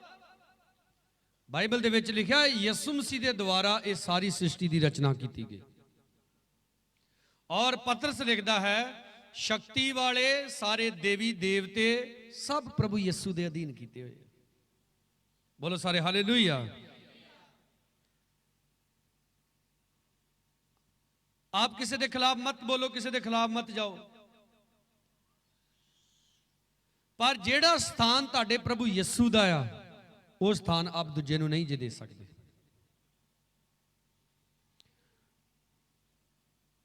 ਇਹੋ ਹੀ ਚੀਜ਼ਾਂ ਸਿਖਾਲਣ ਦੇ ਲਈ ਪਰਮੇਸ਼ਰ ਆਪ ਨੂੰ ਇਕੱਲੇ ਕਰਦਾ ਆ। ਹਾਲੇਲੂਇਆ। ਪਰਮੇਸ਼ਰ ਆਪ ਨੂੰ ਇਕੱਲੇ ਕਰਦਾ ਹੈ ਤਾਂ ਕਿ ਤੁਸੀਂ ਉਹਦੀ ਆਵਾਜ਼ ਨੂੰ ਸੁਣ ਸਕੋ। ਅਬਰਾਹਮ ਨੂੰ ਇਕੱਲੇ ਕੀਤਾ, ਮੂਸਾ ਨੂੰ ਇਕੱਲੇ ਕੀਤਾ, ਖੁਦ ਪ੍ਰਭੂ ਯਿਸੂ ਮਸੀਹ ਦੇਖੋ ਇਕੱਲੇ ਜਾ ਕੇ ਪਹਾੜ ਦੇ ਉੱਤੇ 40 ਦਿਨ 40 ਰਾਤ ਪ੍ਰਭੂ ਆਪਣੇ ਪਿਤਾ ਦੇ ਨਾਲ ਬਤੀਤ ਕਰਦਾ। ਫਿਰ ਉੱਥੇ ਕੌਣ ਆ ਜਾਂਦਾ? ਬੋਲੋ, ਸ਼ੈਤਾਨ ਆ ਜਾਂਦਾ। ਔਰ ਕਾਹਦੇ ਲਈ ਆਉਂਦਾ ਸ਼ੈਤਾਨ? ਕੀ ਲੱਗੀ ਆ? ਪਰਮੇਸ਼ਰ ਦੇ ਪੁੱਤਰ ਨੂੰ ਭੁੱਖ ਲੱਗੀ ਆ। ਹਾਂ, ਪਰਮੇਸ਼ਰ ਦੇ ਪੁੱਤਰ ਨੂੰ ਕੀ ਲੱਗੀ ਆ? ਹਾਂ, ਪਰਮੇਸ਼ਰ ਦੇ ਪੁੱਤਰ ਨੇ 40 ਦਿਨ ਕੀ ਕੀਤੀ ਆ? ਭਗਤੀ ਕੀਤੀ ਆ। ਹੈ ਹੁਣ ਤੇ ਬੜੀ ਸ਼ਕਤੀ ਆ ਗਈ ਹੈ, ਪੱਥਰਾਂ ਨੂੰ ਹੁਕਮ ਕਰੋ ਕੀ ਬਣ ਜਾਣ? ਰੋਟੀਆਂ ਬਣ ਜਾਣ। ਸ਼ਕਤੀ ਦਾ ਇੱਕ ਇਹ ਵੀ ਵੱਡਾ ਭੇਤ ਜੇ, ਜੋ ਪਰਮੇਸ਼ਰ ਸਾਨੂੰ ਸਾਮਰਥ ਦਿੰਦਾ ਹੈ, ਉਸ ਸਾਮਰਥ ਨੂੰ ਅਸੀਂ ਆਪਣੇ ਦੁਨਿਆਵੀ ਫਾਇਦਿਆਂ ਲਈ ਇਸਤੇਮਾਲ ਨਹੀਂ ਕਰ ਸਕਦੇ। ਜਿਹੜਾ ਕਰਨ ਡੈ ਪੈਂਦਾ ਵਾ ਉਹ ਬਸ ਗਿਆ। ਔਰ ਸ਼ੈਤਾਨ ਹਮੇਸ਼ਾ ਤੁਹਾਡੀ ਕਮਜ਼ੋਰੀ ਨੂੰ ਆ ਕੇ ਫੜਦਾ ਜੇ। ਉਹਨੂੰ ਪਤਾ ਸੀ ਯਿਸੂ ਮਸੀਹ ਨੂੰ ਭੁੱਖ ਲੱਗੀ ਆ, ਇਹਨੂੰ ਰੋਟੀ ਦੀ ਲੋੜ ਹੈ। ਉਹ ਤੁਹਾਡੇ ਅੱਗੇ ਆ ਕੇ ਮਸਲਾ ਹੀ ਉਹ ਰੱਖਦਾ ਵਾ ਜਿਹੜਾ ਮਸਲਾ ਤੁਹਾਨੂੰ ਪਿਆ ਹੁੰਦਾ। ਪਰ ਆਪ ਨੇ ਸਮਝਣਾ ਹੈ। ਹਾਲੇਲੂਇਆ। ਕੀ ਕਰਨਾ? ਆਪਨੇ ਸਮਝਣਾ ਹੈ। ਕਾਫੀ ਲੋਕਾਂ ਦੇ ਮੈਨੂੰ ਇੱਕ ਦਿਨ ਇੱਕ ਫੋਨ ਆ ਰਿਹਾ ਸੀ ਇੱਕ ਨੌਜਵਾਨ ਦਾ। ਉਹ ਦੱਸ ਰਿਹਾ, ਕਹਿੰਦਾ ਵੀ ਮੈਂ ਨਾ ਲੋਕਾਂ ਦੇ ਘਰਾਂ 'ਚ ਇੱਦਾਂ ਦੁਆ ਕਰਨ ਜਾਂਦਾ ਵਾਂ, ਤਾਂ ਕਹਿੰਦਾ ਵੀ ਮੇਰੀ ਪ੍ਰਾਰਥਨਾ ਦੇ ਨਾਲ ਦੁਸ਼ਟ ਆਤਮਾ ਵੀ ਨਿਕਲ ਜਾਂਦੀਆਂ ਵਾ। ਫੋਨ ਤੇ ਲੋਕ ਮੇਰੇ ਕੋਲ ਦੁਆ ਕਰਾਉਂਦੇ ਤੇ ਬਿਮਾਰ ਚੰਗੇ ਹੋ ਜਾਂਦੇ ਨੇ। ਔਰ ਕਹਿੰਦਾ ਕਿ ਹੋਰ ਵੀ ਆਪਣੀਆਂ ਕਾਫੀ ਗੱਲਾਂ ਦੱਸਣ ਦਾ, ਤੇ ਕਹਿੰਦਾ ਵੀ ਮੈਂ ਪਾਸਟਰ ਬਣਨਾ ਚਾਹੁੰਦਾ। ਮੈਂ ਕਿਹਾ ਵੀ ਤੈਨੂੰ ਕਿਹਨੇ ਕਿਹਾ ਵੀ ਤੂੰ ਪਾਸਟਰ ਬਣਨਾ ਚਾਹੁੰਦਾ? ਕਹਿੰਦਾ ਮੇਰਾ ਦਿਲ ਕਰਦਾ, ਮੈਨੂੰ ਪਵਿੱਤਰ ਆਤਮਾ ਅਗਵਾਈ ਕਰਦਾ। ਮੈਂ ਕਿਹਾ ਇਸ ਗੱਲ ਦਾ ਕੀ ਸਬੂਤ ਹੈ ਕਿ ਤੈਨੂੰ ਪਵਿੱਤਰ ਆਤਮਾ ਅਗਵਾਈ ਕਰਦਾ?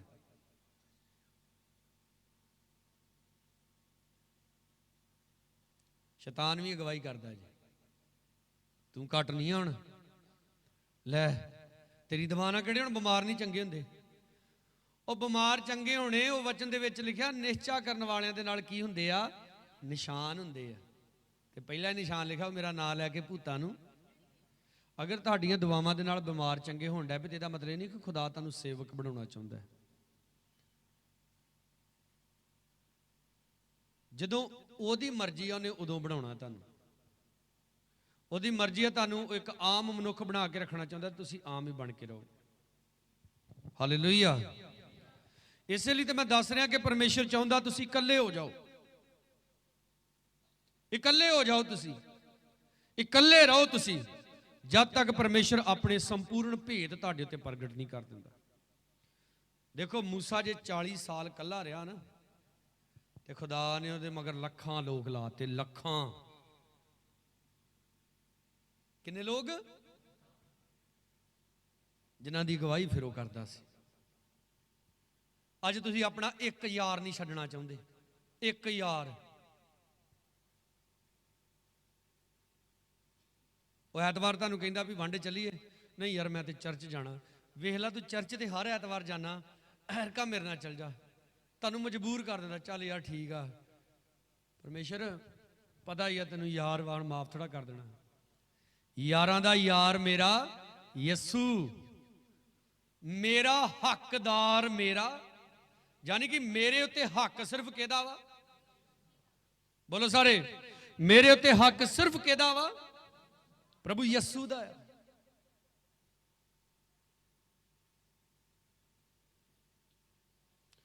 ਆਪ ਦੁਨੀਆ ਨੂੰ ਖੁਸ਼ ਰੱਖੋਗੇ, ਆਪਣੇ ਯਾਰਾਂ ਨੂੰ ਖੁਸ਼ ਰੱਖੋਗੇ, आप परमेश्वर ਨੂੰ खुश नहीं ज रख सकते।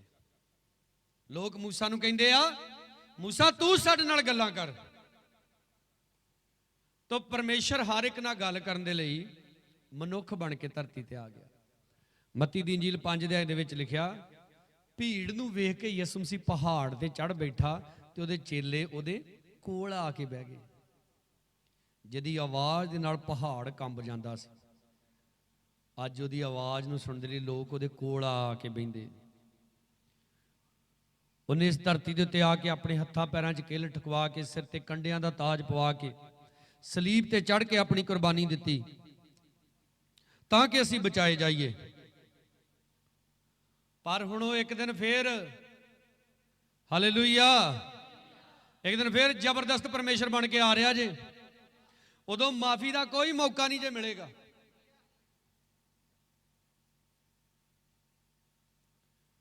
अज असीं ओह जिंदगी जीनी है जिहड़ी जिंदगी बाइबल दे विच लिखी हुई है।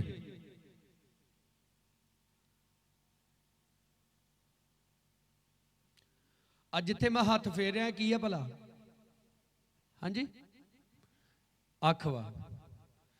कल मैं एक भैन का ट्रेलर देख रहा सी मसीह गीत का। मैं अख की नहीं गल कर रहा जिहते मैं हथ फेरिया चिमनियां वा। तो वह जो गीत गा रही सी तो जो अखा बंद करे तो मैनू फिर कैमरे वाले भी फिर पूरे अजकल बॉलीवुड वर्गू कैमरे मारते हैं ना।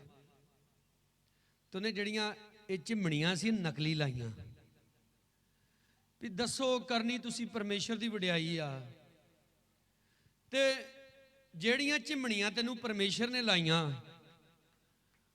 वो चिमनियां दस परमेश्वर नू पसंद नहीं आउणियां।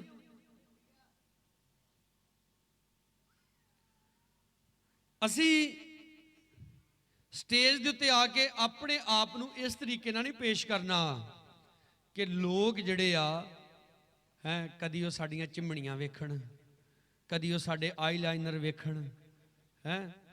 फिर इनू की कहिंदे आ भैणो अपर लाइनर है। तो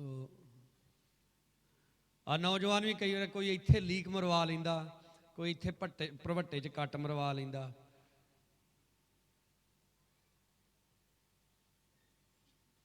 देखो मेरे वाल मेरा तो सीधा हिसाब किताब आ, जे रखनी तो दाड़ी सारी रखो, जे मुन्ननी आ तो तुहानूं पता मैं पहला सारी मुन के रखदा ना।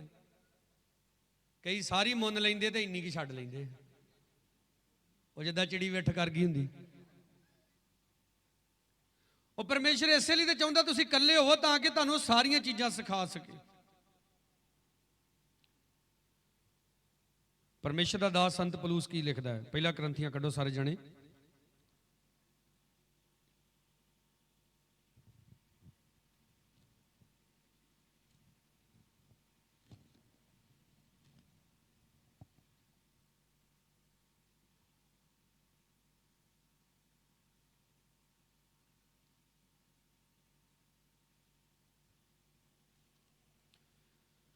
उदा 5 अध्याय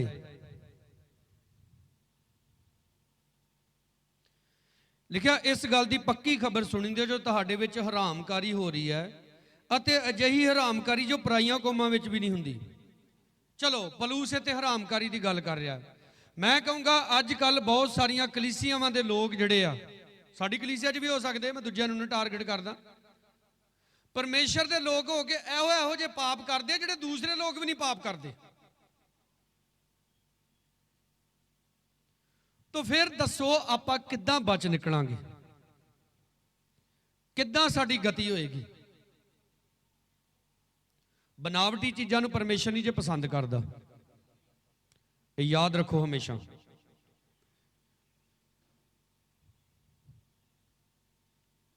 दो अच कहंदा तुसीं फुल्ले हो, सगों तुहानूं सोग नहीं करना चाहिए ते जो इहो जिहा काम करियो तुहाडे विचों छेकिया जावे। यानी कि कलीसिया दे विच रह के भी परमेश्वर दा दास कहंदा अगर कोई सुधरदा नहीं आ उहनूं कलीसिया चों बाहर कड्डो। हेलो सुन रहे सारे? कलीसिया दे विच रह के कोई नहीं सुधरदा तो उहनूं कलीसिया चों की करो? वचन दे विच लिखिआ ਉਹਨੂੰ ਕਲੀਸਿਆ ਚੋਂ ਬਾਹਰ ਕੱਢੋ। ਔਰ ਰੱਬ ਦਾ ਸੇਵਕ ਕਹਿੰਦਾ ਤੁਸੀਂ ਤਾਂ ਸਗੋਂ ਫੁੱਲੇ ਹੋਏ ਜੇ। ਕਦ ਲਈ ਫੁੱਲੇ ਹੋਏ? ਤੁਹਾਨੂੰ ਪਤਾ, ਪਾਸਟਰ ਨੂੰ ਪਤਾ ਵਾ ਕਲੀਸਿਆ ਦਾ ਫਲਾਣਾ ਮੁੰਡਾ ਸਮੈਕ ਪੀਂਦਾ ਹੈ। ਪਾਸਟਰ ਨੂੰ ਕਹਿੰਦਾ ਕੁੱਖ ਨਹੀਂ। ਕਿਉਂ? ਕਿਉਂਕਿ ਹਫਤੇ ਦਾ 2-3 ਹਜ਼ਾਰ ਲਿਆ ਕੇ ਉਹ ਪਾਸਟਰ ਨੂੰ ਵੀ ਦਿੰਦਾ ਵਿੱਚੋਂ।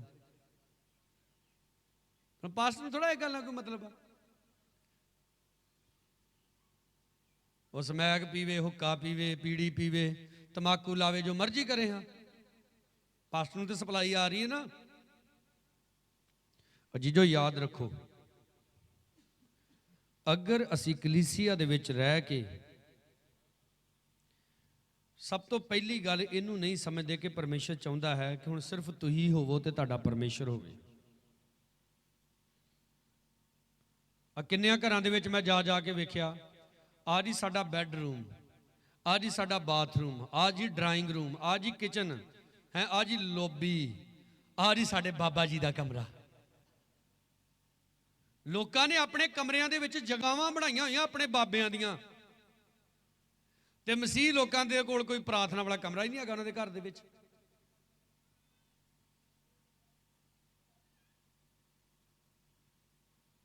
ਆ ਦੇਖੋ, ਨਕਸ਼ੇ ਵਾਲੇ ਜਦੋਂ ਨਕਸ਼ਾ ਬਣਾਉਣ ਆਉਂਦੇ ਆ, ਉਹ ਕਹਿੰਦੇ ਆ ਨਾ ਪੂਜਾ ਰੂਮ ਬਣਾਉਣਾ, ਯਾਨੀ ਕਿ ਜਿਹਦੇ ਵਿੱਚ ਵੜ ਕੇ ਤੁਸੀਂ ਪੂਜਾ ਕਰ ਸਕੋ। ਤੁਹਾਡੇ ਘਰ ਦੇ ਵਿੱਚ ਵੀ ਇੱਕ ਪ੍ਰਾਰਥਨਾ ਵਾਲਾ ਕਮਰਾ ਹੋਣਾ ਚਾਹੀਦਾ ਹੈ। ਯਿਸੂ ਮਸੀਹ ਨੇ ਕਿਹਾ ਨਾ, ਜਾਂ ਤੂੰ ਪ੍ਰਾਰਥਨਾ ਕਰੇ ਆਪਣੇ ਕਮਰੇ 'ਚ ਵੜ। ਹਾਲੇਲੂਇਆ। ਆਪਣਾ ਦਰਵਾਜ਼ਾ ਅੰਦਰੋਂ ਕੀ ਕਰ ਲਈ? ਬੰਦ ਕਰ ਲਈ, ਤੇ ਗੁਪਤ ਵਿੱਚ ਬਹਿ ਕੇ ਪਰਮੇਸ਼ਰ ਦੇ ਅੱਗੇ ਕੀ ਕਰੀ? ਦੁਆ ਕਰੀ। ਜਦੋਂ ਆਪਾਂ ਨਹਾਉਂਦੇ ਆ, ਬਾਥਰੂਮ 'ਚ ਵੜ ਕੇ ਦਰਵਾਜ਼ਾ ਅੰਦਰੋਂ ਕੀ ਕਰ ਲਈਦਾ? ਬੰਦ ਕਰ ਲਈਦਾ। ਫਿਰ ਵਾਵਾ ਮੈਲ ਮੂਲ ਝਾਵੇਂ ਨਾਲ ਰਗੜ ਕੇ ਲਾਈ ਦੀ ਆ। ਇਦਾਂ ਹੀ ਦੁਆ ਵਾਲੇ ਕਮਰੇ 'ਚ ਵੜ ਕੇ ਆਪਣੇ ਅੰਦਰੋਂ ਪਾਪ ਦੀ ਮੈਲ ਲਾਉਣੀ ਆ। ਦੁਆ ਵਾਲੇ ਕਮਰੇ 'ਚ ਵੜ ਕੇ ਨਹੀਂ, ਹਾਏ ਪ੍ਰਭੂ ਗੱਡੀ ਦੇ ਦੇ, ਹਾਏ ਪ੍ਰਭੂ ਬਾਹਰ ਦਾ ਵੀਜ਼ਾ ਲਵਾ ਦੇ ਹਾਂ, ਹਾਏ ਪ੍ਰਭੂ ਮੇਰੇ ਨਿਆਣਿਆਂ ਦੀ ਤਰੱਕੀ ਕਰਾ ਦੇ ਹਾਂ। ਉਹ ਦੁਆ ਵਾਲੇ ਕਮਰੇ 'ਚ ਵੜ ਕੇ ਆਪਣੇ ਆਪ ਨੂੰ ਸ਼ੁੱਧ ਕਰਨਾ, ਪਵਿੱਤਰ ਕਰਨਾ। ਹਾਲੇਲੂਇਆ। ਮੂਸਾ ਦੀ ਹੈਂਕੜੀ ਖਤਮ ਕੀਤੀ ਖੁਦਾ ਨੇ, 40 ਸਾਲ ਉਹਨੂੰ ਉਜਾੜ ਦੇ ਵਿੱਚ ਰੱਖ ਕੇ, ਔਰ ਅੱਜ ਉਹ ਦੀਨ ਹੋ ਗਿਆ, ਹਲੀਮ ਹੋ ਗਿਆ, ਕੋਮਲ ਜਿਹਾ ਇਨਸਾਨ ਬਣ ਗਿਆ।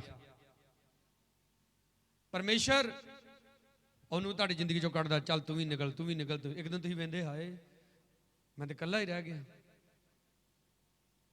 ਜਿਹੜੇ ਲੋਕ ਬਦਮਾਸ਼ ਹੁੰਦੇ ਆ, ਗੁੰਡੇ ਹੁੰਦੇ ਆ, ਵਿਭਚਾਰੀ ਹੁੰਦੇ ਆ, ਉਹਨਾਂ ਦੇ 100 50 ਯਾਰ ਹੁੰਦੇ ਆ, ਪਰ ਖੁਦਾ ਦੇ ਲੋਕ ਜਿਹੜੇ ਆ, ਉਹਨਾਂ ਦਾ ਇੱਕੋ ਹੀ ਯਾਰ ਹੁੰਦਾ, ਯਿਸੂ ਮਸੀਹ।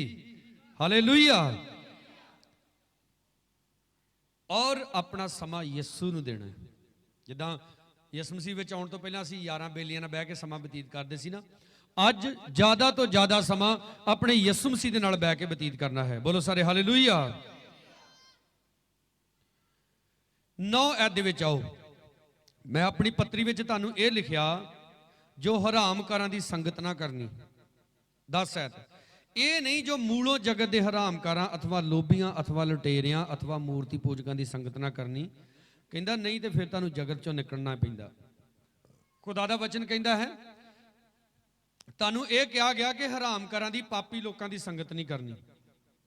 ਉਹ ਕਹਿੰਦਾ ਮੇਰੇ ਕਹਿਣ ਦਾ ਮਤਲਬ ਇਹ ਨਹੀਂ ਆ ਕਿ ਜਿਹੜੇ ਸ਼ੁਰੂ ਤੋਂ ਹੀ ਇਦਾਂ ਦੇ, ਉਹਨਾਂ ਦੀ ਸੰਗਤ ਨਹੀਂ ਕਰਨੀ। ਧਿਆਨ ਨਾਲ ਸੁਣਿਓ। ਪਰ ਹੁਣ ਤਾਂ ਤੁਹਾਨੂੰ ਇਹ ਲਿਖਿਆ ਹੈ ਕਿ ਜੇ ਕੋਈ ਭਰਾ ਸਦਾ ਕੇ, ਕੀ ਸਦਾ ਕੇ? ਭਰਾ, ਇੱਥੇ ਇਹਦਾ ਮਤਲਬ ਸਮਝਦੇ ਜੇ? ਜੇ ਕੋਈ ਮਸੀਹ ਭਰਾ ਬਣ ਕੇ ਹਰਾਮਕਾਰ, ਲੋਭੀ ਜਾਂ ਮੂਰਤੀ ਪੂਜਕ ਜਾਂ ਗਾਲਾਂ ਕੱਢਣ ਵਾਲਾ, ਸ਼ਰਾਬੀ, ਲੁਟੇਰਾ ਹੋਵੇ, ਉਹਦੀ ਸੰਗਤ ਨਾ ਕਰਨੀ, ਸਗੋਂ ਇਹੋ ਜਿਹੇ ਨਾਲ ਰੋਟੀ ਵੀ ਨਾ ਖਾਣੀ।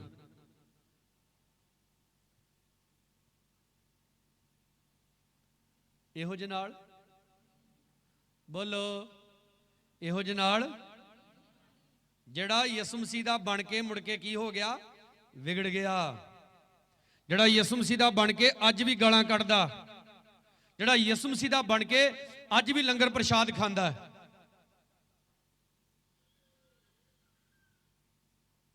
ਕੁਝ ਲੋਕ ਇਹ ਗੱਲ ਕਹਿੰਦੇ ਆ, ਟਿੱਪਣੀ ਕਰਦੇ ਆ, ਜੀ ਤੁਸੀਂ ਸਾਡੇ ਲੰਗਰ ਪ੍ਰਸ਼ਾਦ ਨੂੰ ਗਲਤ ਕਹਿੰਦੇ। ਆਪਾਂ ਨਹੀਂ ਗਲਤ ਕਹਿੰਦੇ, ਆਪ ਲਗਾਉਂਦੇ ਜੇ। ਪਰਮੇਸ਼ਰ ਤੁਹਾਨੂੰ ਹੋਰ ਲਗਾਉਣ ਦੀ ਬਰਕਤ ਦੇਵੇ, ਪਰ ਪਰਮੇਸ਼ਰ ਉਹ ਸਾਨੂੰ ਖਾਣ ਤੋਂ ਮਨਾ ਕਰਦਾ ਹੈ। ਬੋਲੋ ਸਾਰੇ ਹਾਲੇਲੂਇਆ।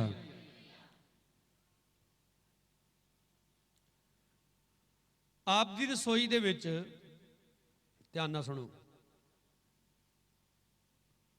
ਆਪ ਦੀ ਰਸੋਈ ਦੇ ਵਿੱਚ ਵਧੀਆ ਖਾਣਾ ਬਣਿਆ ਤੇ ਤੁਹਾਡੀ ਜਨਾਨੀ ਗਵਾਂਢੀਆਂ ਦੇ ਘਰ ਜਾ ਕੇ ਫਿਰ ਵੀ ਖਾਵੇ, ਪਸਲੀਆਂ ਹਿਲਾਊਗੀ ਕਿ ਨਹੀਂ? ਬੋਲੋ ਹਾਂਜੀ ਭਾਈਓ, ਬੋਲੋ ਹਾਂਜੀ ਹਾਂਜੀ, ਹੈ ਨਾ। ਮੇਰਾ ਪਰਮੇਸ਼ਰ ਕਹਿੰਦਾ ਤੁਸੀਂ ਧਰਤੀ ਦੇ ਉੱਤਮ ਤੋਂ ਉੱਤਮ ਪਦਾਰਥ ਖਾਓਗੇ।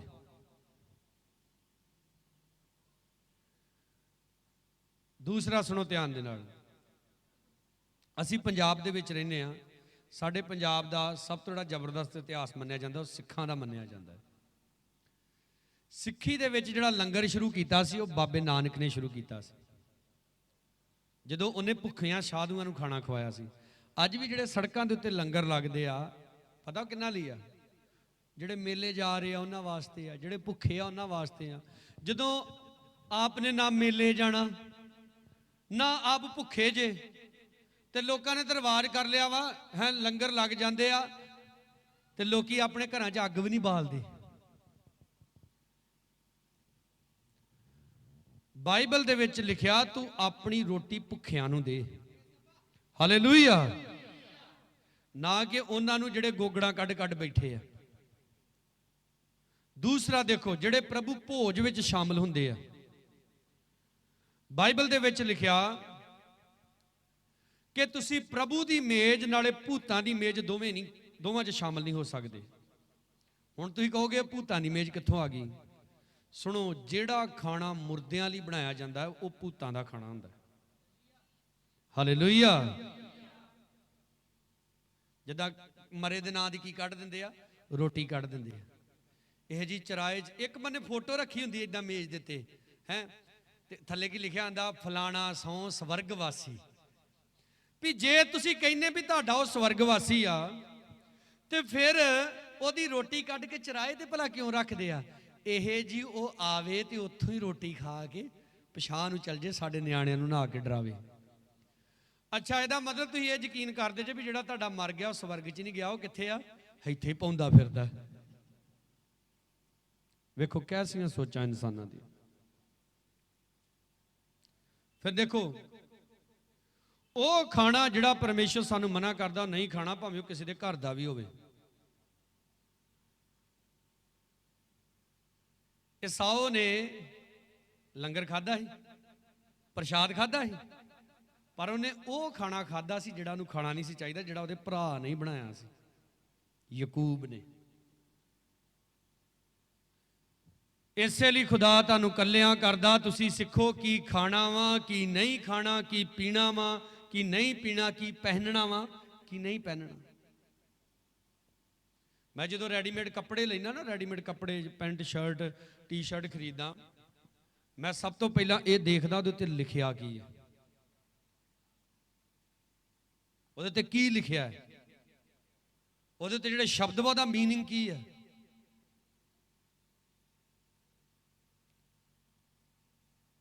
ਆਪਦੇ ਕੋਲ ਜਿਹੜਾ ਮੋਬਾਈਲ ਫੋਨ ਹੁੰਦਾ, ਜਦੋਂ ਕਿਸੇ ਦਾ ਫੋਨ ਆਵੇ ਹੈ ਤੇ ਗੀਤ ਵੱਜਣ ਡਿਆ ਵੀ ਉਹ ਵੇਖੋ ਸੜਕਾਂ ਤੇ ਅੱਗ ਤੁਰੀ ਜਾਂਦੀ, ਤੁਹਾਨੂੰ ਕੌਣ ਕਹੂ ਤੁਸੀਂ ਇਸ ਮਸੀਹ ਦੇ ਬੰਦੇ ਜੇ?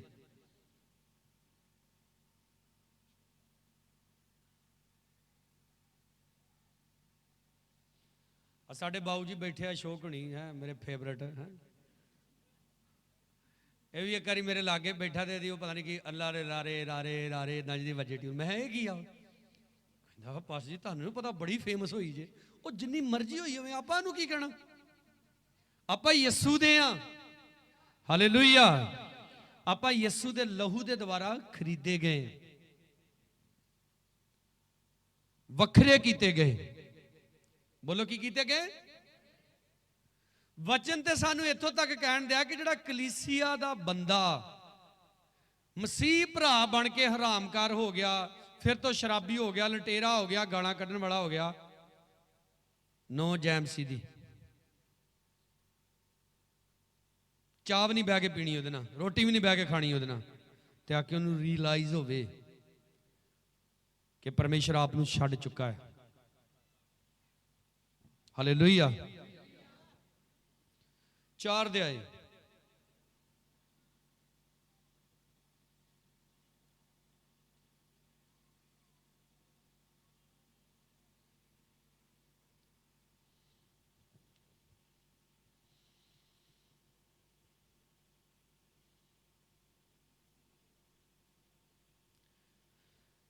ਅਧਿਆਏ ਉਹਦੀ 20 ਐਤ ਦੇ ਵਿੱਚ ਖੁਦਾ ਦਾ ਦਾਸ ਕਹਿੰਦਾ ਹੈ, ਜਿਹੜਾ ਪਰਮੇਸ਼ਰ ਦਾ ਰਾਜ ਹੈ ਗੱਲਾਂ ਵਿੱਚ ਨਹੀਂ ਸਗੋਂ ਸਮਰਥਾ ਵਿੱਚ ਹੈ।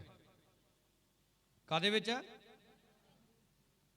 ਅਗਰ ਪਰਮੇਸ਼ਰ ਦੀ ਸਾਮਰਥ ਤੁਹਾਡੇ ਅੰਦਰ ਇੰਟਰ ਹੋਈ ਹੈ ਤਾਂ ਤੁਸੀਂ ਚੇਂਜ ਹੋਵੋਗੇ। ਪਹਿਲਾ ਮਨੁੱਖ ਤੁਹਾਡੇ ਅੰਦਰੋਂ ਖਤਮ ਹੋ ਜਾਏਗਾ। ਔਰ 21 ਅੱਜ ਕਹਿੰਦਾ, ਤੁਸੀਂ ਕੀ ਚਾਹੁੰਦੇ ਹੋ ਹੁਣ? ਭਈ ਮੈਂ ਸੋਟਾ ਫੜ ਕੇ ਤੁਹਾਡੇ ਕੋਲ ਆਵਾਂ ਅਥਵਾ ਪ੍ਰੇਮ ਅਤੇ ਨਰਮਾਈ ਦੇ ਆਤਮਾ ਨਾਲ। ਇਹ ਜੀ ਪਾਸਟਰ ਜਦੋਂ ਝਿੜਕਦਾ ਸਾਨੂੰ ਹੀ ਝਿੜਕਦਾ, ਜਦੋਂ ਦਬਕਾ, ਤੂੰ ਕੰਮ ਹੀ ਇਹੋ ਜਿਹਾ ਕਿਉਂ ਕਰਦਾ? ਦੱਸੋ।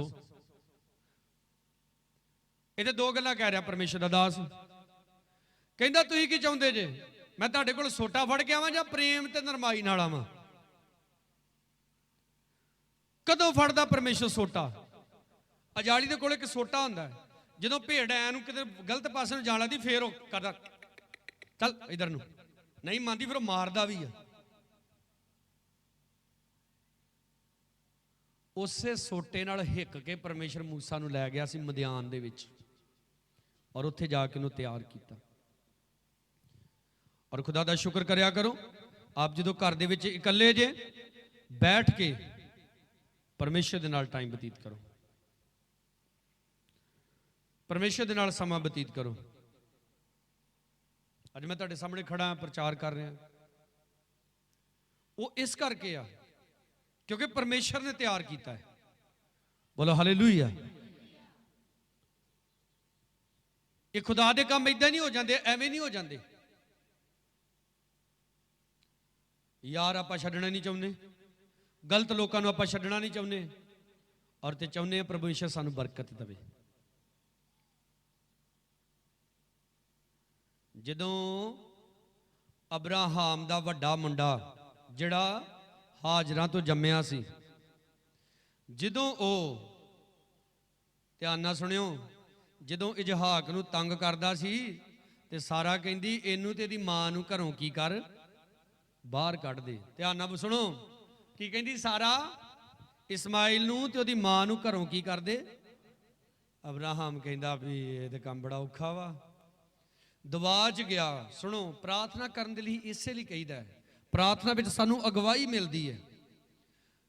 ਅਬਰਾਹਾਮ ਪਰਮੇਸ਼ਰ ਦੇ ਕੋਲ ਗਿਆ, ਜਾ ਕੇ ਦੁਆ ਕੀਤੀ। ਪਰਮੇਸ਼ਰ ਅਬਰਾਹਾਮ ਨੂੰ ਕਹਿੰਦਾ ਜੋ ਤੇਰੀ ਔਰਤ ਕਹਿੰਦੀ ਉਹ ਕਰ। ਹਾਲੇਲੂਇਆ। ਅਬਰਾਹਾਮ ਗਿਆ, ਆਪਣੀ ਸੈਕੰਡ ਔਰਤ ਹਾਜਰਾ ਨੂੰ ਪਾਣੀ ਦੀ ਮਸ਼ਕ ਫੜਾਈ, ਉਹਦਾ ਪੁੱਤਰ ਉਹਦੇ ਹਵਾਲੇ ਕੀਤਾ, ਨੂੰ ਘਰੋਂ ਕੱਢ ਦਿੱਤਾ।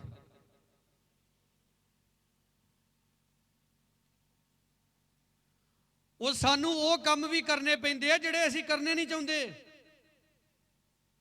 ਸਮਝ ਆ ਰਹੀ ਗੱਲ ਤੁਹਾਨੂੰ? ਹਾਂਜੀ, ਇੰਨੀ ਗੋਲੀ ਜੀ। ਸਾਨੂੰ ਉਹ ਵੀ ਕਰਨਾ ਪੈਂਦਾ ਵਾ ਜੋ ਸਾਡਾ ਕਰਨ ਨੂੰ ਦਿਲ ਨਹੀਂ ਕਰਦਾ, ਪਰ ਇਹ ਆਪਾਂ ਉਦੋਂ ਕਰਦੇ ਆ ਜਦੋਂ ਮੈਂ ਤੇ ਮੇਰਾ ਖੁਦਾ ਹੁੰਨੇ। ਬਸ ਜਦੋਂ ਮੈਂ ਇਸ ਗੱਲ ਨੂੰ ਸਮਝ ਜਾਣਾ ਕਿ ਅਗਰ ਮੈਂ ਪਰਮੇਸ਼ਰ ਨੂੰ ਨਾਰਾਜ਼ ਕਰ ਦਿੱਤਾ ਤਾਂ ਸਭ ਕੁਝ ਖਤਮ ਹੋ ਜਾਏਗਾ, ਫਿਰ ਮੈਂ ਕਿਸੇ ਦੀ ਪਰਵਾਹ ਨਹੀਂ ਕਰਦਾ। ਪਰਮੇਸ਼ਰ ਕਹਿੰਦਾ ਇਹਨੂੰ ਛੱਡ ਦੇ, ਛੱਡਦਾ, ਇਹਨੂੰ ਛੱਡ ਦੇ, ਇਹਨੂੰ ਛੱਡਦਾ, ਇਹਨੂੰ ਫੜ ਲੈ, ਇਹਨੂੰ ਫੜ ਲਿਆ। ਉਦੋਂ ਅਸੀਂ ਕਿਸ ਚੀਜ਼ ਦੀ ਪਰਵਾਹ ਨਹੀਂ ਕਰਦੇ। ਸਿਸਟਰ ਜੋਇਸ ਮੇਰ ਦੱਸਦੀ, ਕਹਿੰਦੀ ਮੈਂ ਲਾਲ ਰੰਗ ਦਾ ਸੂਟ ਲੈ ਕੇ ਆਈ, ਕਾਫੀ ਮਹਿੰਗਾ, ਬੜੇ ਚਾਅ ਦੇ ਨਾਲ, ਹੈ ਕਿ ਹੁਣ ਐਤਵਾਰ ਚਰਚ ਦੇ ਵਿੱਚ ਪਾਉਣਾ। ਕਹਿੰਦੀ ਜਿਹੜੀ ਸਾਡੇ ਘਰ ਦੀ ਮੇਡ ਸੀ ਨੌਕਰਾਣੀ, ਮੈਂ ਦਵਾ 'ਚ ਬੈਠੀ, ਪ੍ਰਭੂ ਨੇ ਮੈਨੂੰ ਕਿਹਾ ਵੀ ਇਹ ਸੂਟ ਉਹਨੂੰ ਦੇ ਦੇ। ਕਹਿੰਦੀ ਮੈਂ ਪ੍ਰਭੂ ਨੂੰ ਕਿਹਾ, ਪ੍ਰਭੂ ਅਲਮਾਰੀ 'ਚ ਬੜੇ ਪਏ, ਹੋਰ ਕੋਈ ਕਹਿ ਦੇ ਉਹ ਨਹੀਂ ਦੇਣਾ। ਪ੍ਰਭੂ ਕਹਿੰਦਾ ਉਹੋ ਹੀ ਦੇਣਾ ਪੈਣਾ। ਔਰ ਕਹਿੰਦੀ ਮੈਂ ਆਪਣਾ ਲਾਲ ਸੂਟ ਉਹਨੂੰ ਦੇ ਦਿੱਤਾ, ਪਰ ਮੈਨੂੰ ਐਂ ਲੱਗਾ ਜਿੱਦਾਂ ਆਪਣਾ ਮੈਂ ਦਿਲ ਕੱਢ ਕੇ ਦੇ ਦਿੱਤਾ ਉਹਨੂੰ। ਪਰਮੇਸ਼ਰ ਜੋ ਕਰਨ ਦੇ ਲਈ ਕਹਿੰਦਾ ਉਹ ਕਰਨਾ ਪੈਂਦਾ। ਹਾਲੇਲੂਇਆ। ਔਰ ਇਹ ਤੁਸੀਂ ਉਦੋਂ ਕਰਦੇ ਜਦੋਂ ਤੁਸੀਂ ਇਕੱਲੇ ਰਹਿਣਾ ਸਿੱਖ ਜਾਂਦੇ ਜੇ ਖੁਦਾ ਦੇ ਨਾਲ। ਜਦੋਂ ਤੁਸੀਂ ਚਰਚ ਦੇ ਵਿੱਚੋਂ ਪਾਸਟਰ ਕੋਲੋਂ ਸਲਾਹ ਲੈ ਕੇ ਜਾਂਦੇ ਆ, ਪਾਸਟਰ ਜੀ ਕੰਮ ਕਿੱਦਾਂ ਕਰੀਏ? ਪਾਸਟਰ ਕੋ ਸਲਾਹ ਲੈ ਕੇ ਮੁੜ ਕੇ ਪਤਾ ਕੀ ਹੁੰਦਾ, ਉਹ ਕੁਰਸੀ ਦਿਓ, ਆ ਦੋਵੇਂ ਕੁਰਸੀਆਂ ਦਿਓ। ਪਰਮੇਸ਼ਰ ਕੋ ਸਲਾਹ ਲੈ ਲਈ, ਠੀਕ ਹੈ, ਫਿਰ ਜਾਂਦੇ ਆ ਉਹ ਦੂਜੀ ਵੀ ਦੇ ਦਿਓ। ਘਰ ਜਾ ਕੇ ਬੈਠੇ ਇੱਥੇ ਰੱਖ ਦੀ, ਸ਼ੌਕ ਆਈ ਯਾਰ ਤੂੰ ਬਾਬਾ ਜੱਜਦਾ ਮੇਰੇ ਨਾਲ, ਆਈ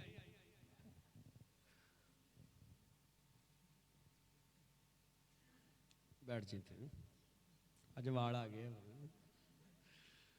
तो देखो जो असी पास्टर को सलाह लैके जाने, मान लो मैं पास्टर को सलाह लैके गया, मैं जाके घर च बैठा, मेरा यार कोई आके बह गया मेरे लागे है, तो समझ लो कि अशोक जड़ा वा ये प्रभु दे रामां ते नहीं चलता। ये सानू वो सलाह दिंदा वा जिहड़ी सलाह पास्टर की सलाह तो उल्ट होंदी।